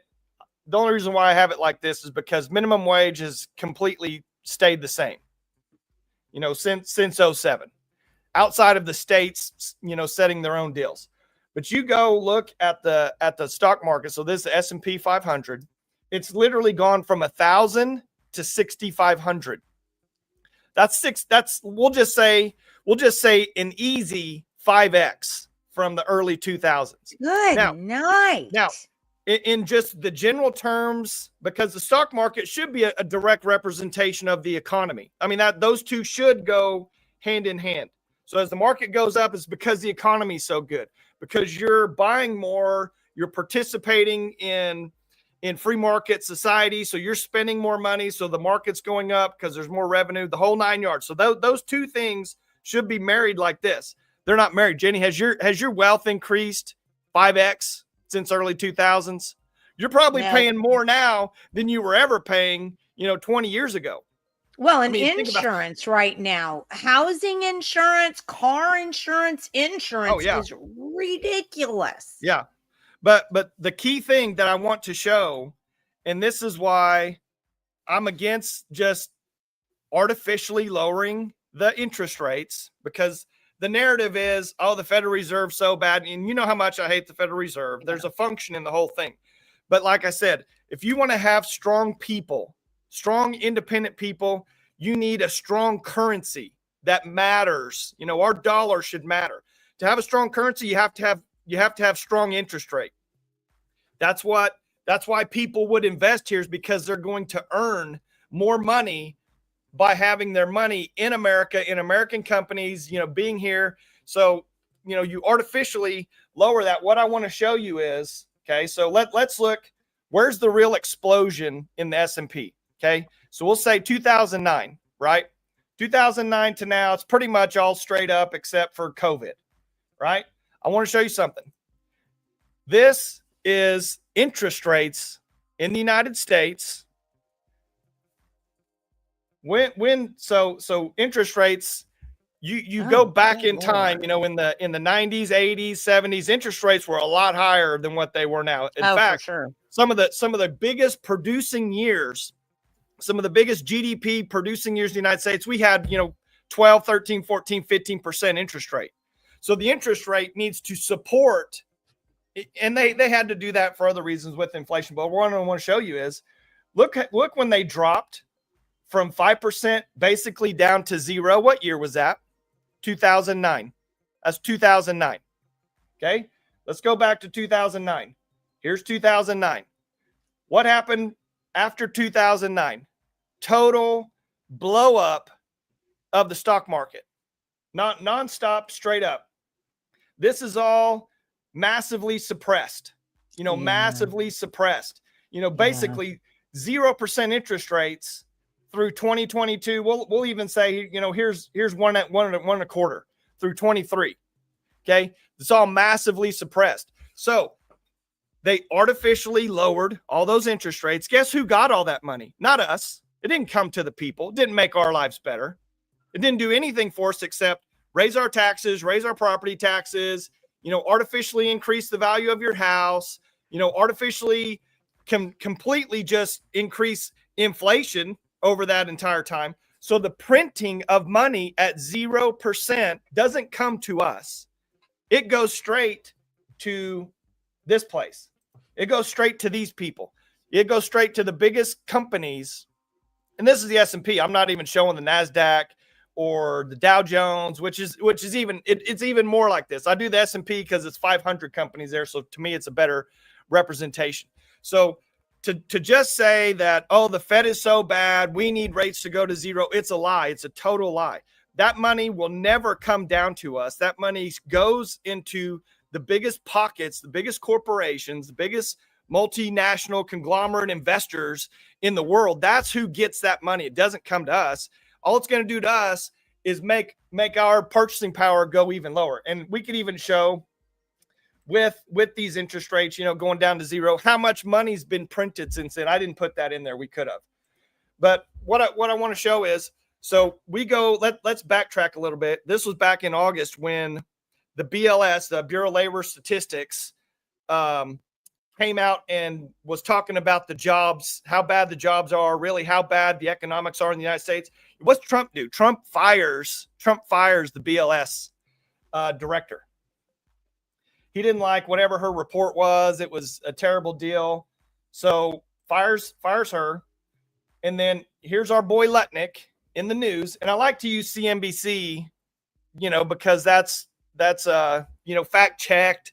It's all good. It's the golden boy of financial reporting. So anyway, you got the jobs report here, and Lutnick's saying that it'll be more accurate now that they're getting rid of the BLS director and they're going to reveal some things. So as we go through here, Trump picks a new BLS commissioner, and that BLS commissioner literally says we need to suspend the monthly jobs reports. Okay, think about that. What do we remember about being suspended? What do we remember about being suspended right here in Oklahoma right after COVID, Jenny? Remember when the schools wouldn't put out the proficiency reports and the scorecard? They had to suspend it because it was so bad. Remember that? Yeah. Exact same thing. Yeah. So you got Trump's new commissioner playing ball with the politicians. You can take Trump out of here. It doesn't matter who it is. Whoever's in the office is going to, wield this power. So we need to suspend this jobs report. So we go down the line here. You've got the New York Fed. They did a job survey. It's harder than ever to find a new job, according to whatever their deal was. We come down here. Job growth is revised down. Okay. So this is going back to March. So the old guy's out, the new guy's in, just behind all the smoke and mirrors. They have to come out with the actual numbers. So they do these projections, then they come in and they make their announcements, and then they go back and they actually tally up, what the reports are. Well, guess what? You know why he didn't want to put the jobs report out? Because there's 1 million less jobs than what they said there was back in March. That's why they want to suspend it. That's why they want to change all these people. They don't want that bad, that's bad news. And then you've got, on top of that, you've got the government investing in companies like Intel. Here's Trump. He says, we want to take equity positions in defense contractors like Lockheed. This is Lutnick. The next one's Trump. Trump literally says the government will make deals like Intel all day long. I mean, you want to talk about fascism? You want to talk about corporate and government marrying at the hip? When the government's the largest shareholder in all these large companies because they'll make these deals all day long, who's printing the money? Who's getting the money? Where's it going? Going right into these huge corporations that are going to play ball with the government and do whatever the government wants, because guess what? Now the government owns these private corporations because they're the largest shareholder. So they have a fiduciary responsibility to provide the government with whatever they want and need and have, because they're the largest shareholder. So they're going to, say what's going on. Then on top of that, this is a graph from the FDIC. This is right on the FDIC's own reporting. Now, what this is, just so you can see, this goes back, 20 years here, but this shows kind of what the security losses are on bank balance sheets. So banks do all these deals. They loan out money. They do this, they do that. And, for the most part, banks, go back over the last 20 years, they've had assets appreciate. They've had assets depreciate. They've lost some money in some deals. They've made some money. Look at since 22.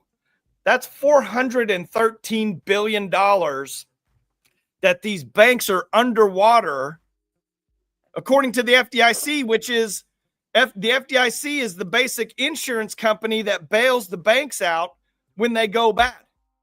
Well, here's the interesting thing on that graph.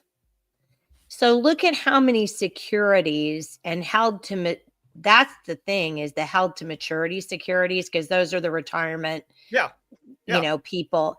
So look at how high that graph was before COVID. Yeah. So what do you suppose COVID was the whole way to crash the system, right? I mean, we had talked about it was that the cog originally. Yeah, but you look at this, and it absolutely looks like it was COVID was meant to crash the system. Yeah, no, without a doubt, without a shadow of a doubt, it is literally the cog that's stopping the wheel, the first one. But then remember, Jenny, over the last several years, because we did the podcast on the Great Taking, they put into legislation that your securities aren't yours. You're the beneficial owner of those securities, the beneficial owner. But if something happens, like these banks, right here in this graph, if something happens, you don't get those. Your retirement accounts are going to go away because they're collateral in some other deal that's tied to these stupid banks that print this money and do these insane deals.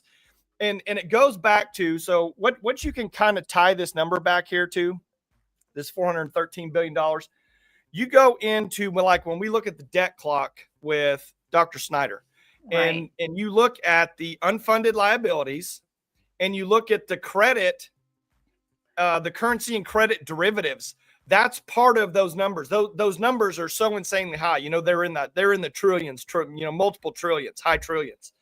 Those numbers are so high because these banks create these fake products. They sell them off. They rehypothecate them, which means they sell them again and again and again. The same thing. It's just like if I had a bar of silver right here and I sold you, and I said, hey, I've got this bar of silver. I'll let you borrow it and you can use it as collateral or, as an asset in some deal. And then you take it and you do that to somebody else. You say, hey, I've got this bar of silver. They're never going to come call for it, but I'll let you borrow it so you can do it. That's how this whole process works. It's an entire Ponzi scheme. And we have to return back to constitutional money, not currency, but actual constitutional money. Right. I just wanted to show that the system, no matter who is in the White House, they manipulate that system in order for political benefit in one way or another. And it just burns me that Trump, of all people who, he's a Wharton Business School guy. He should not be doing that. He should be coming out saying, you know what, this economy is terrible. We need to do this and this and this. But, we're like a bully, in my opinion, with these tariffs. This isn't 1980 where we're massive producers. Still, we're big in manufacturing. We're producing a lot of stuff. A lot of stuff is still made in America. This is not America in the 1980s. This is, 2025, and we make nothing. What do we make, Jenny, that you would, that the world wants besides entertainment and sports? What do we produce as a country, as a people, that the world wants? Maybe food, maybe energy. Okay, so take those two out, food and energy. What else do we produce as a country that the world wants? I mean, I can't think of anything. Well, it's just, I get so frustrated because, you've got the pink hair leftists out there screaming, Trump's a fascist, Trump's a fascist. I don't think that they know what fascism actually means, but those of us who know what fascism actually means understand that Trump's a fascist. So, I Well, mean, if we how, continue, if we continue as a country to print money and invest it into these huge corporations, I mean, we're just propping up the system. And OK Purple's Rhino said, yeah, banks that's yeah, like BlackRock and Vanguard, right, those people own the stock market. right, They're part of the cabal that yeah. controls this world because of they have access to the money printer. They print the money. The first people that get it are companies like BlackRock, like Vanguard, State Street, all those. They get it. They start investing into all these companies in Wall Street. They invested in venture capital, things like that. So it slowly trickles down. But by the time it gets to us, there's nothing. I mean, there's literally nothing. And our expenses, everything we pay for and do, it's just going to go through the roof. Well, and as I was talking to Eric, after we had him on the other day, and we were talking about the magazine, and him coming on and another time, he's like, I have to finish what I was talking about because he sees he sees the end of all of this, and he was explaining it to me, I mean, just briefly on the phone that day. And all I could think of is, oh crap. I mean, because everybody's gonna look at him like, he's wearing a tinfoil hat and he's some kind of wacko. But the people who are really listening. Yeah. Well, like it does concern me, not just because, Dave and I are entering, retirement age, but like so many people, we have kids, and it just, it kills me for our kids. Well, think about this, Jenny. And this is how, like, these stable coins, US, USDC, Tether, all these things that the government is now allowing. And I want you to think back to, we had a podcast with Julianne Romanello.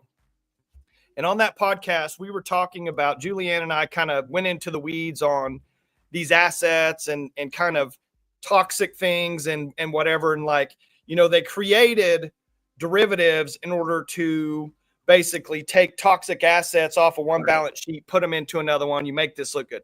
That's make money out of thin air is basically what derivatives are. Yeah, that's exactly what's going to happen with all this crypto. They're going to take all these bad numbers, okay, on all these balance sheets. They're going to make everybody buy stable coins and back them with treasuries, okay? So in order to use this system, which they're going to force us to go into. So they're going to let all these private companies, JP Morgan, all these businesses, Amazon, Microsoft, Google, they're all going to have their own stable coin. Well, in order to have your own stable coin, you have to buy US treasuries. So they're going to force the debt of the United States government out onto the world. It's just another mechanism. It's like how we're the world reserve currency. You have to buy oil, in United States dollar. That's what gives us the ability to print all that money, is because we're selling that debt globally. Well, this is another avenue to just sell that debt into the entire world. Then guess what? If that system crashes in any capacity, the government has paid off all their debt, but everyone else is completely crashed. Everything else is it's like wealth transfer 101, from here to here. It's no different than like when they confiscated all the gold back in 32 or whatever it was. The government gets it. They confiscate it at one price. They turn right around the next day, reprice it all for themselves, $10 higher than what they confiscated it at. I see that exact same thing coming down the pipe with cryptocurrency, and that's how they're going to do it. They're going to take all the toxic everything that's right now in the US dollar, and they're going to move it all into this crypto side so they can clean all this stuff up for themselves, and then they're going to crash it on all the people that bought into all the stable coins, all the stuff. When you buy into those, it's going to go just like this. That's what I see happening. They're creating a new asset class, or they're allowing a new asset class to come in to wipe out the old asset class in order to control what's coming in with the new one. Well, let me just mention one thing. Everything that we're talking about today is predicated on the ability to have electricity. Yeah. So what happens if we don't have that? Yeah. And there are many, many ways that can go away, from sunspot activity. And let's just realize that we're coming up into a time of very high sunspot activity. And I mean, you've got somebody who could launch a nuke into the atmosphere, and, you know, it would cause blackouts of, I mean, our electric grid isn't hardened. Most things aren't hardened because they don't want to use our taxpayer dollars for things to protect us. They want to use it for protectionism for them. So they haven't been using our tax dollars for things that are going to help us. So, I mean, I'm just telling you, lots of things can happen. Well, I just go back to like what I said in the beginning of the podcast with data centers. They're not for us. They're not for humans to you know, be you know, have a great life and make your life easier and be, you know, more secure and have more time. That's not what it's for. Those data centers are not for us in any way. It's for the next evolution of this technocratic mindset, to where the global cabal, they don't need us. They don't need human capital anymore. They've got their machines that are coming. You know, not everything's going to be robotic necessarily, but they're planning on using our resources for their benefit. Of course. In the technology way, the way that they've exploited, you know, up to this point, you know, for their own capital gain.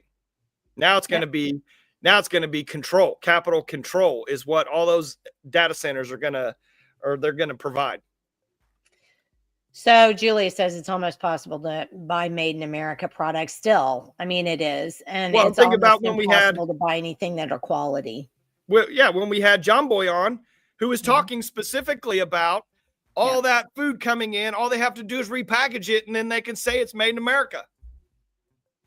Yeah. Julie says it won't end well. And then your friend, John Boy here, says the food produced by Americans are not exported like most think. If it was not for corn and soybeans, very little exports would happen. When it comes to beef, the USA imports a lot more beef than it exports. Then we import beef, then export it with a USA label on it. And that's true, which is ridiculous. But I mean, it's fascism is anything antithetical to a republic. We've kissed the ring of almost dictators a few times in the last few decades. And you know, the sad thing about it is people think, I mean, people literally think this, well, at least that, you know, that dictator has my perspective. And the problem is a dictator, anybody who is dictatorial, is that by nature, you know. And that was the thing that always concerned me about Trump, because he's dictatorial. I mean, he had a whole show. CEO has to be. Yeah, CEO exactly. That's their job. Precisely. He had a whole show about how he reveled in telling people they were fired because you know, that's who he is as a person. That's who he's been. Like you said, he graduated from Wharton Business School. He's a businessman. what is my complaint about Governor Stitt? He's a businessman. He wants to run the state as a business. You cannot run taxpayer funds like they're independent individual investors. They are not. It does nothing but breed contempt and everything else. There's another C word that is escaping. And when you look at that business, I mean, we run a business office here, and our decisions, just like every other business office, is literally based on the bottom line of how much money is this going to cost us if we take this risk. Is there more reward than risk, let alone the moral issues and ethical issues involved with those decisions? So when you just put the bottom line as, your one and only, then the moral and ethics go to the side sometimes. And we're the direct, we're the direct recipients and people that are affected by those business type decisions. But see, it's no different, Jenny. It's no different than all these car companies or Firestone tires that make a defective tire. And instead of recalling them all or fixing whatever the issue is, they let the people get hurt, and then they just settle the lawsuits out of court because it costs less money to do it like that. That's exactly how the whole system is made. The whole system is unethical and immoral because that's just how crony capitalism is. Well, and crony capitalism breeds corruption. I mean, that, and we've seen that in Oklahoma since Governor Stitt has been the governor. We've just seen corruption go off the charts, and it's all because it's all about money. It's all about a bottom line, and the human element is completely devoided, which is fine in an individual business if that's the way you want to run your business. But that can't be done with people. That can't be done with taxpayer dollars. It can't be done. And, I honestly don't believe that Trump is a bad person. I don't believe that. But I believe he's extremely easily misled. And I think the one thing that easily misleads him is his sense for money and his sense for building a business. And the problem with somebody like that is that tips so quickly into fascism that they just don't even see it happening. The people see it happening, but they don't, because it's like, but I'm a good guy. This is literally the thought process. But I'm a good guy. I want you to do well. That's why I'm taking this all over and making it mine, because I'm a great businessman and I want to do this for you. And that's how it goes. And that's how, and it's wrong. The thought process is wrong. And somebody who has that thought process shouldn't be in government. Yeah. Well, just from I'll just tell you, from our point of view in this office, do you know what our main objective right now is, Jenny?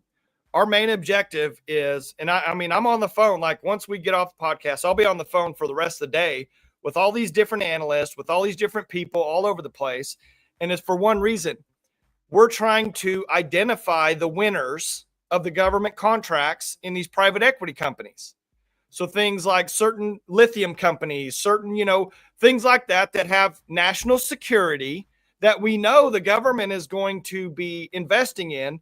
That's what we're spending all of our time investing, researching, finding, talking to all these, thousands of analysts, which one of these companies is going to be the next recipient of this. And that's where the whole thing is so bad, because the government is picking winners and losers, as always.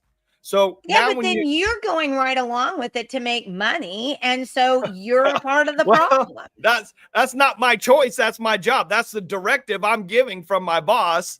So I have to do that. I'll tell you this. You can't overlook that. If everybody said, I'm not playing that game, it would stop. But the problem is nobody's going to quit playing that game, because you'll one up me. If I quit, you get ahead, and I can't let that happen. So it's never going to, I'll tell you that's why the only trajectory at this point is. I do think that's inevitable. But I'll tell you this. I will not be investing in any of these deals personally with any of my money or any of my family's money, my investment money, none of it will go into these deals that with the partnerships with the government. Yeah, and I won't do it either. Let's go back to a couple of comments and then we probably better get off. And Katie says failure to launch is now largely an economic issue, stinks for young people trying to start their adult lives. There's no question about that. I mean, I'm trying to figure out how to consolidate my animals so I can create more room for my kids to build on here if they can't, find a place themselves. And Jana says what we talked about 100,000 times, public-private partnership. Who's the authority? Who gets the authority there when you're in a partnership? It should be the public. The private should have nothing to do with it, but we keep smacking them together and then going, well, why isn't this working? Why doesn't it work? Well, because it can't work. You can't put a shoe and a cup of milk together and expect, what are you going to get, shoe milk?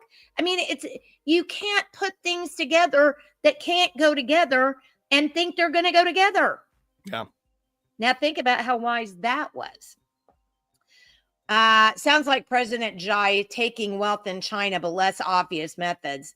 I think it's still obvious methods. I think the problem is that so many people, and I understand this. Don't get me wrong. I'm not putting anybody down here.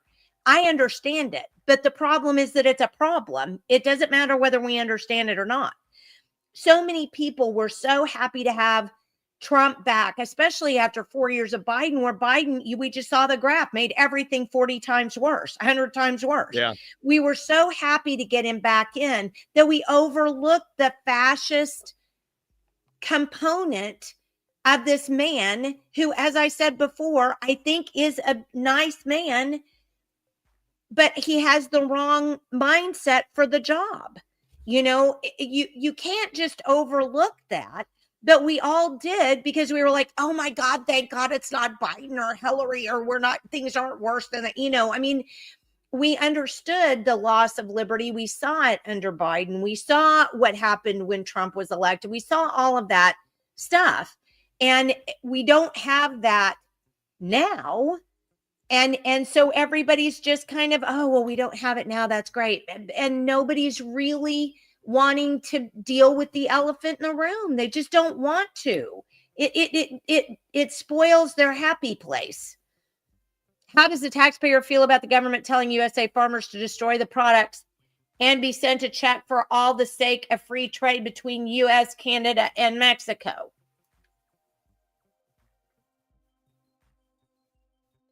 Well, I don't like it, and neither do you. Hobby farmers will still be here where everything else comes to a stop, and the Amish, and Mick Jagger, and cockroaches. Trump has a huge ego, and that leads him into certain areas. And I think that's the problem. I really do. I mean, I've seen some humility in him a little bit, kind of here and there, but not what we need for somebody who's running the free world. Yeah, and that's why an education can't be run as a business. Kids become a commodity. Yeah, 100%. Well said. Well, and just real quick, yeah, on that Trump comment, another component, which is, I don't know, I think of it kind of being a somewhat exponential, is you have the entire MAGA movement that will not question anything, that they just blindly, whatever he says, they're just 100%. I mean, we still need to ask questions. We still need to be somewhat skeptical and say, hey, is this really the right thing to do just because somebody says it? Maybe he doesn't know the full story of what it's gonna, be or do. Well, and that's the thing I really super, super object to. And it kind of, now we're full circle to what we started with the podcast with, was talking about getting common ground between people that we don't agree with. Because I was just noticing, the girl who, we're going to do the podcast on Monday. She was just writing this thing about how can you do anything in government when there's not a foil, everything becomes all right. right? Yeah. I mean, when you've only got one party in there, everything becomes okay because the party says it's okay because that's what there is. Yeah. Everybody stops thinking. No, and if you throw the stink bomb into the room and go, well, but here's the problem, he's acting like a fascist. Their eyes get big, their mouths open, and they start screeching, and fire comes out. How dare you say that about President Trump? You're another Trumper. And you're like, no, let's use a little bit of common sense and think about things, but people don't want to. I mean, even on our side, there's all this Trump worship, and you're like, you got to stop doing that. It's not helpful. Well, and look at the track record. I mean, look how they snowed him on COVID. Look at how they lied to him. Look at how they pushed all the vaccines. Yeah. Yeah. I mean, he's too trusting. A lot of times he's just too trusting of whoever, whatever. And they pull the wool over his eyes. So Robert's getting on me. You can't hold Michael accountable. Some argument that you can't. He's my brother. I'll do what I want.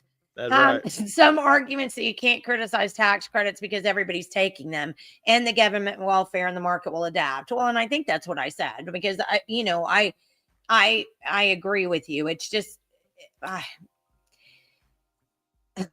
love Topless Wednesday. Please go topless.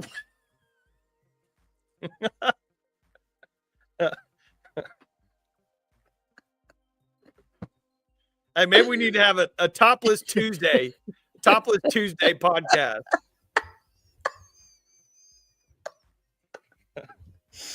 God, that's funny. I'm sorry. I mean, I'm disappointed Michael didn't give me the t-shirt fashion show I wanted. Maybe next time. Julie said, America sings worship songs to a system that only exists by theft. And that's so true.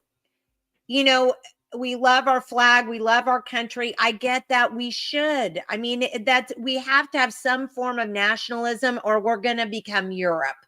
Yeah. And if you don't know what I mean, for God's sakes, please read something. Well, just read something.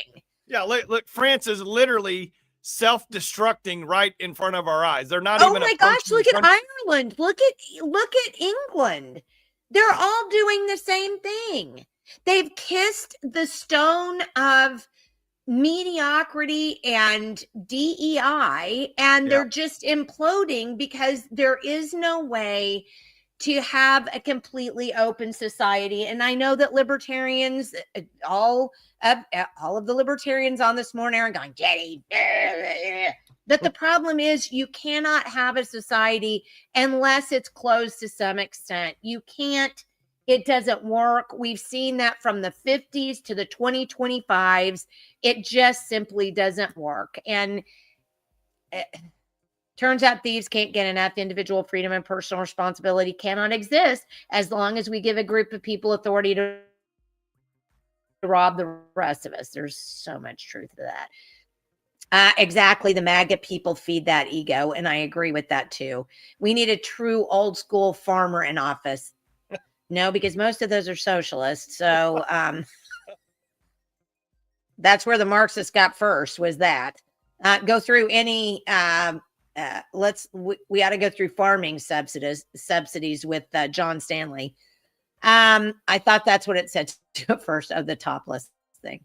I love that. It worked like a charm. Look at Scotland. The entire UK and Ireland are destroyed. It's so true. I mean, I've told you guys before, I read this Irish newspaper, not in Gaelic, obviously, but I read an Irish newspaper, the English parts of it, and they have no culture left. They literally in Ireland have no culture left. And the Irish government has gotten so bad that they just arrested, and then talk about England. It's the same way, but the Irish government just arrested a bunch of Irish citizens who were protesting the Afghan. They created an entire apartment building for non-Irish citizens to come live in Ireland. And most of them were Afghans, and then other and Muslims of some variety.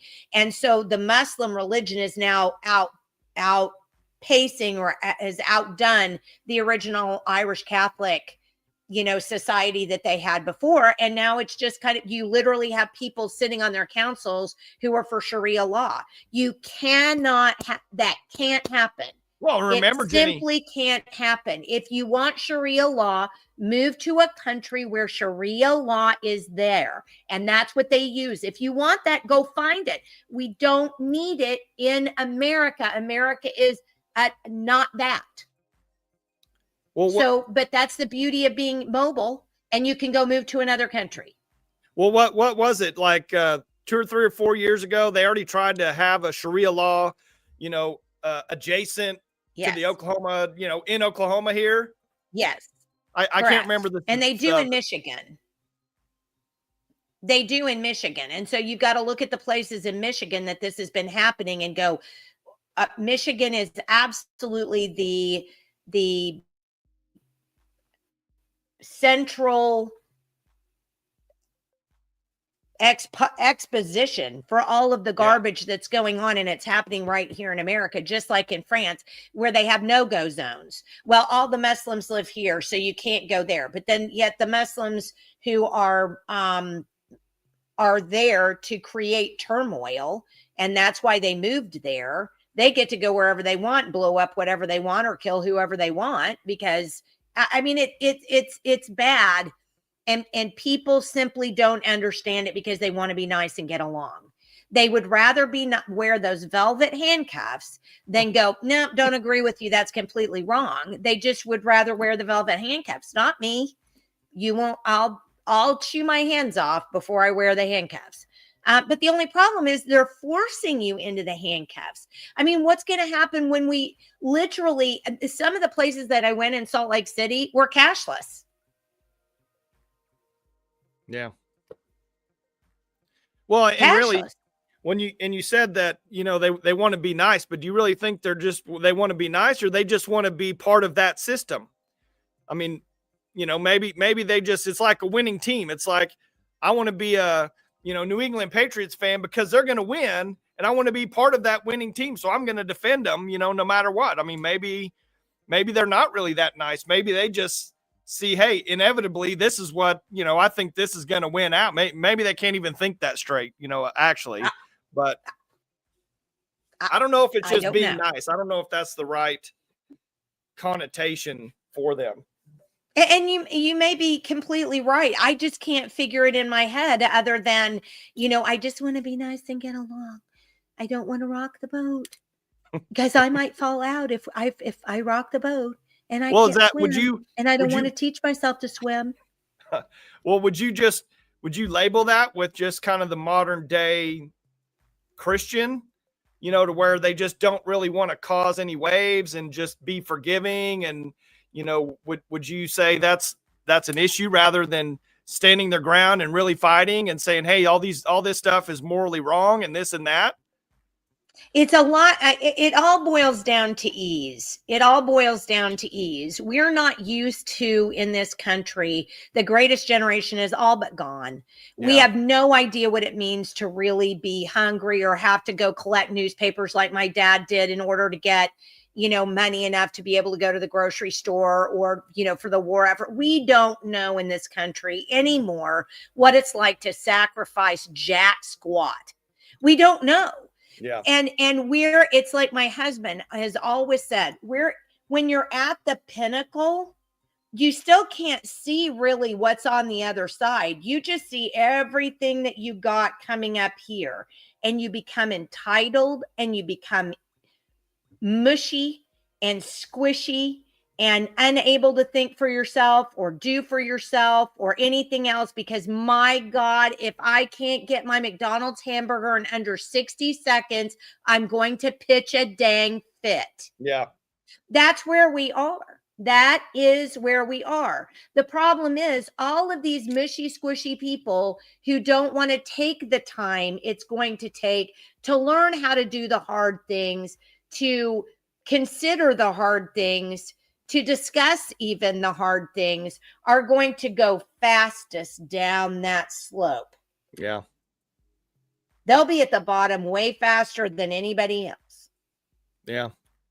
Well, and what's the new promoter to even give you more ease, more time, more, freedom, whatever is going to be AI, because AI is going to be able to do a lot of the small little things, just like when you talk to your phone, hey Siri, make this calendar appointment. I don't talk well, to that just saved you, a minute or 2 minutes of time having to type all that stuff in.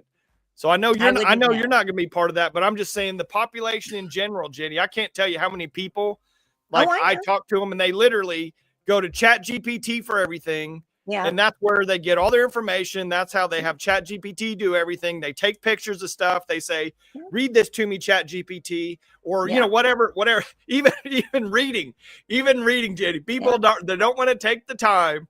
So they're going to take a picture, send it to Chat GPT, say, hey, read this in double speed to me so I don't have to waste so much time. Yeah.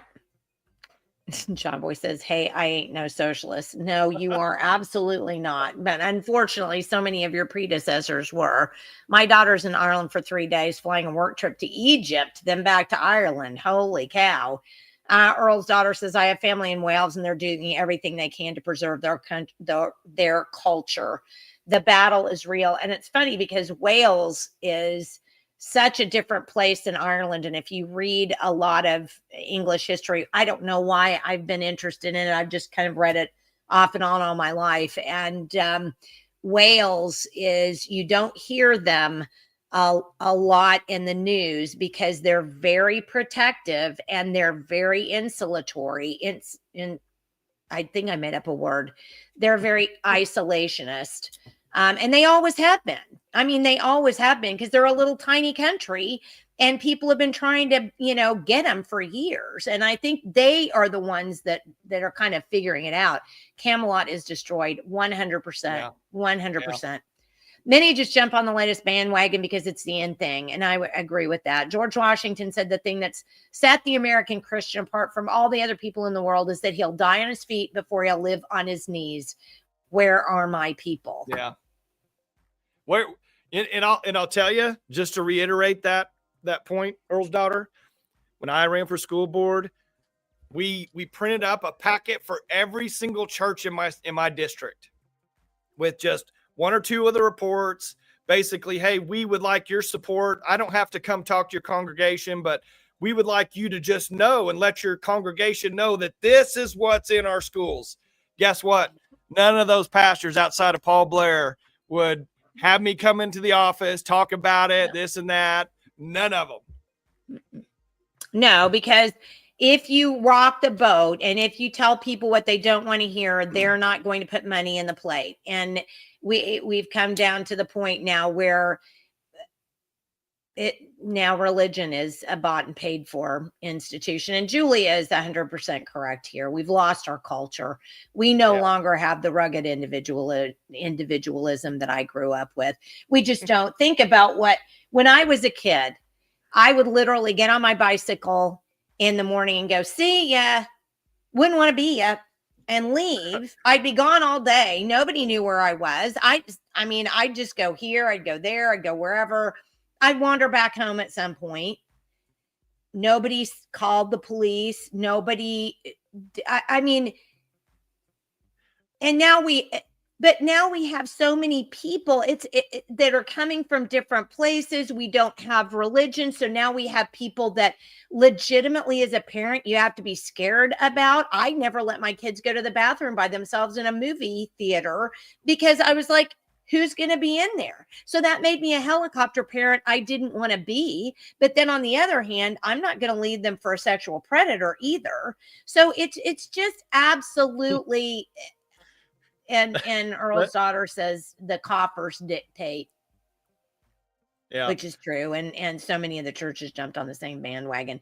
We've got to get off, Michael. We've been on here for 2 days. Let me make a comment, though, on Julia's comment about rugged individualism. On my website, I had that, kind of in my bio, and I mentioned myself as, having, that I make decisions based on rugged individualism.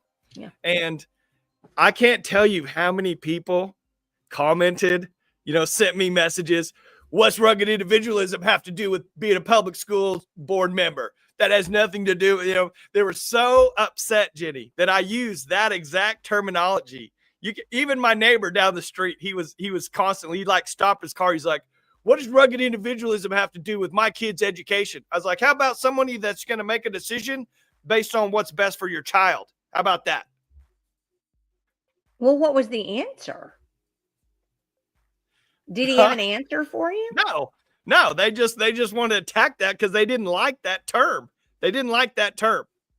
They didn't like me using that term in correlation with how I'm going to be a board member, that I'm not just going to go along with the program, you know, with whatever they say and do. But that was the term that I got more comments over than anything on my whole campaign. Well, you know, and it's funny because, you know,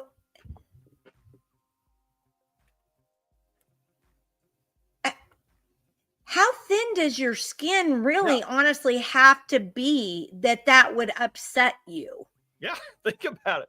And that's what I got the most, outside of the book reports, that's what I got the most flack over constantly, was people talking about that has nothing to do with being a school board member. I mean, honestly, it's stuff like that that makes me really just want to give up. I mean, it really does, because I just think to myself, if we're at the point where you're that vapid. I mean, I don't even vapid. Look the word up. Okay. You got a little thing right here. If you're that vapid, I mean, it seems like there's like some kind of a Darwin thing that would happen, and those genes would somehow remove themselves from the gene pool, because the rugged individualists are the ones that are, you know, not trying to run in front of the train. I don't know. I'm so absolutely frustrated with that. But this is a good point. Lisa says we've traded that rugged individualism for the illusion of safety, for the illusion of safety. And I think you're exactly right. And I think that's what we saw more than anything during COVID, where these people, and I'm sorry, I don't mean to be offensive, but you know, it's how you take it, not what I'm saying, that causes offense. Let me just preface what I'm saying there. And I would see these people just shrieking, you know, oh my God, and well, I have to get all the vaccinations. And I'm just sitting over here on the side going,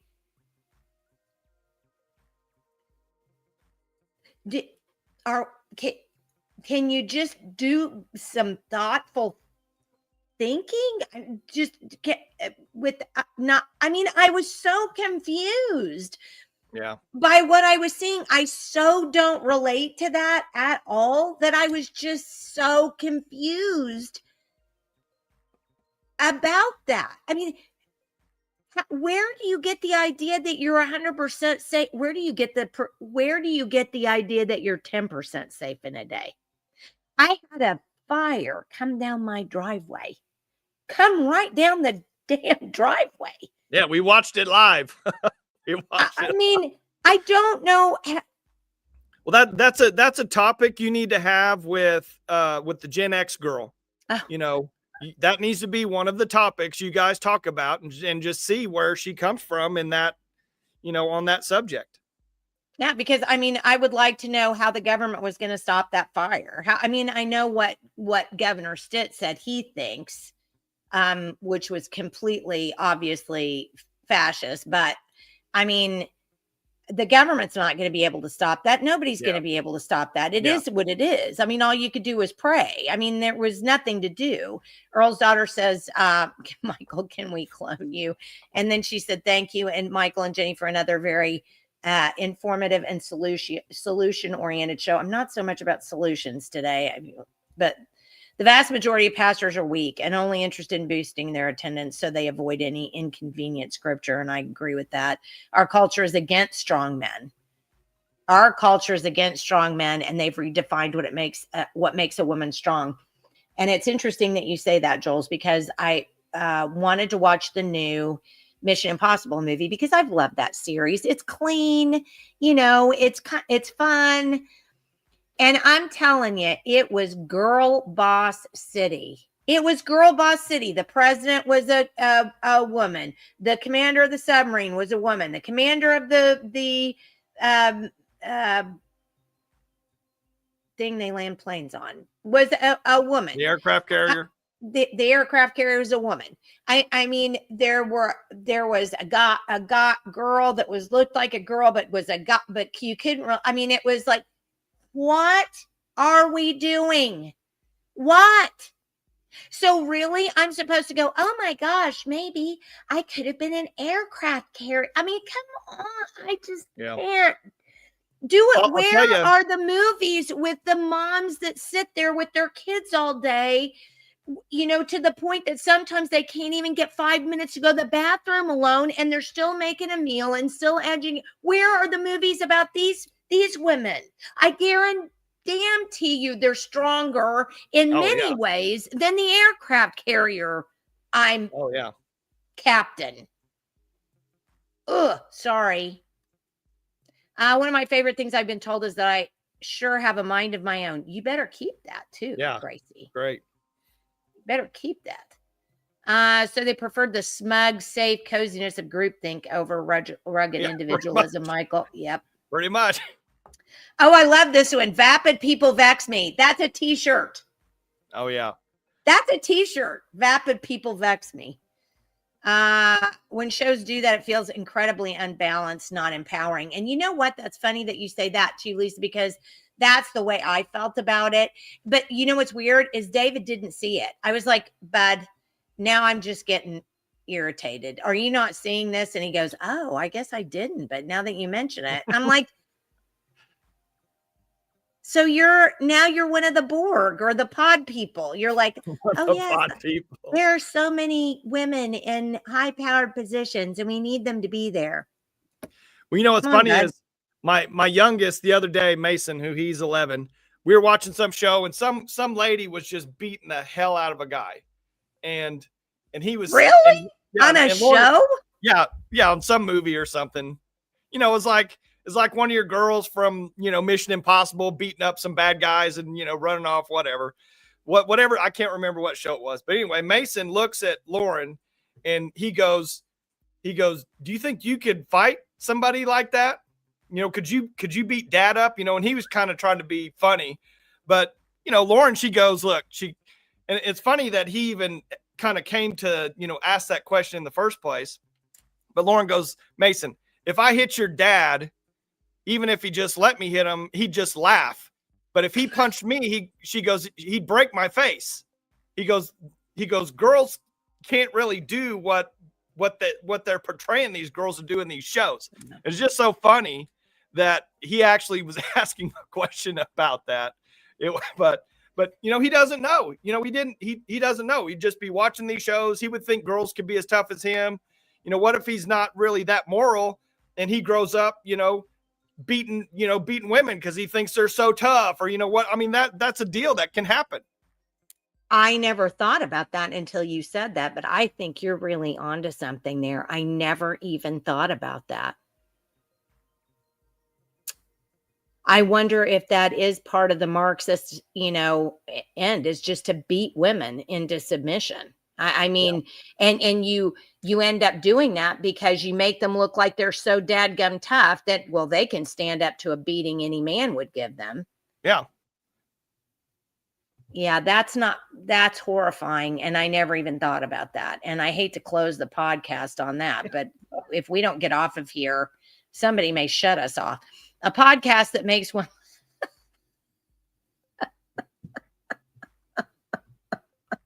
That's kind of true, though, John. We try to do it. I mean, you got to laugh at the same time you're crying, because honestly, the way things are right now, I don't know if we were all, you know, if we were all one way, we'd be in trouble. Janice says, our pastor preaches truth, and my daughter's aspiring to be a filmmaker to make Christian movies to be countercultural. Good. That's wonderful. And I love this one, Jules, especially love that women usually wear size 0 pants. Yeah. All right. Well, everybody, we made it to 2 hours and 30 minutes today. This has to be the longest podcast we've ever done. But you know what I'm going to do, Michael, because I'm making up our October podcast schedule. I'm going to stick in a topicless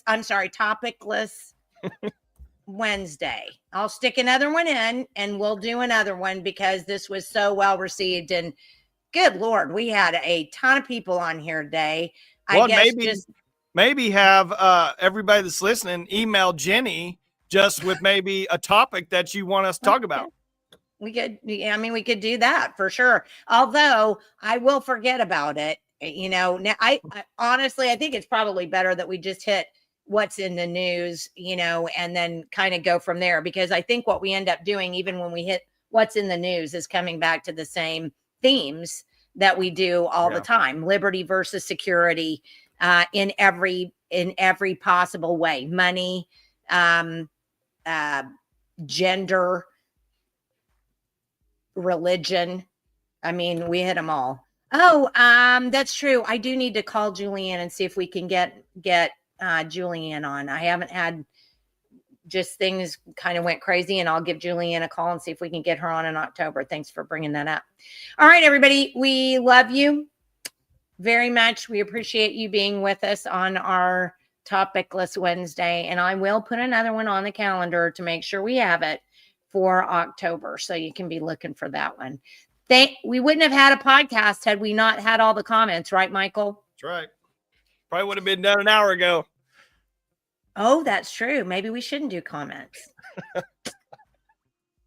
Thank you guys. So comments are the best part. The comments are the best part. They are way far the best part. All right, everybody. We love you to death. Thank you so much for being on with us. Don't miss this afternoon at 1:00. We're going to have Roberta Lewis and Katie Smith come back on at 1, and they've got some information on the Ty Burns situation that I think everybody's going to want to know. So pop back in. I'm going to just be on podcast all day. Pop back in at 1:00 and check that out. Then don't forget, on Friday at 9:00, we'll have Janice Danforth and friends on talking about what happened in Bixby under Superintendent Rob Miller. So let's make sure we see that too. Thanks so much for being with us, and we'll see you again in just a couple of hours. Bye-bye.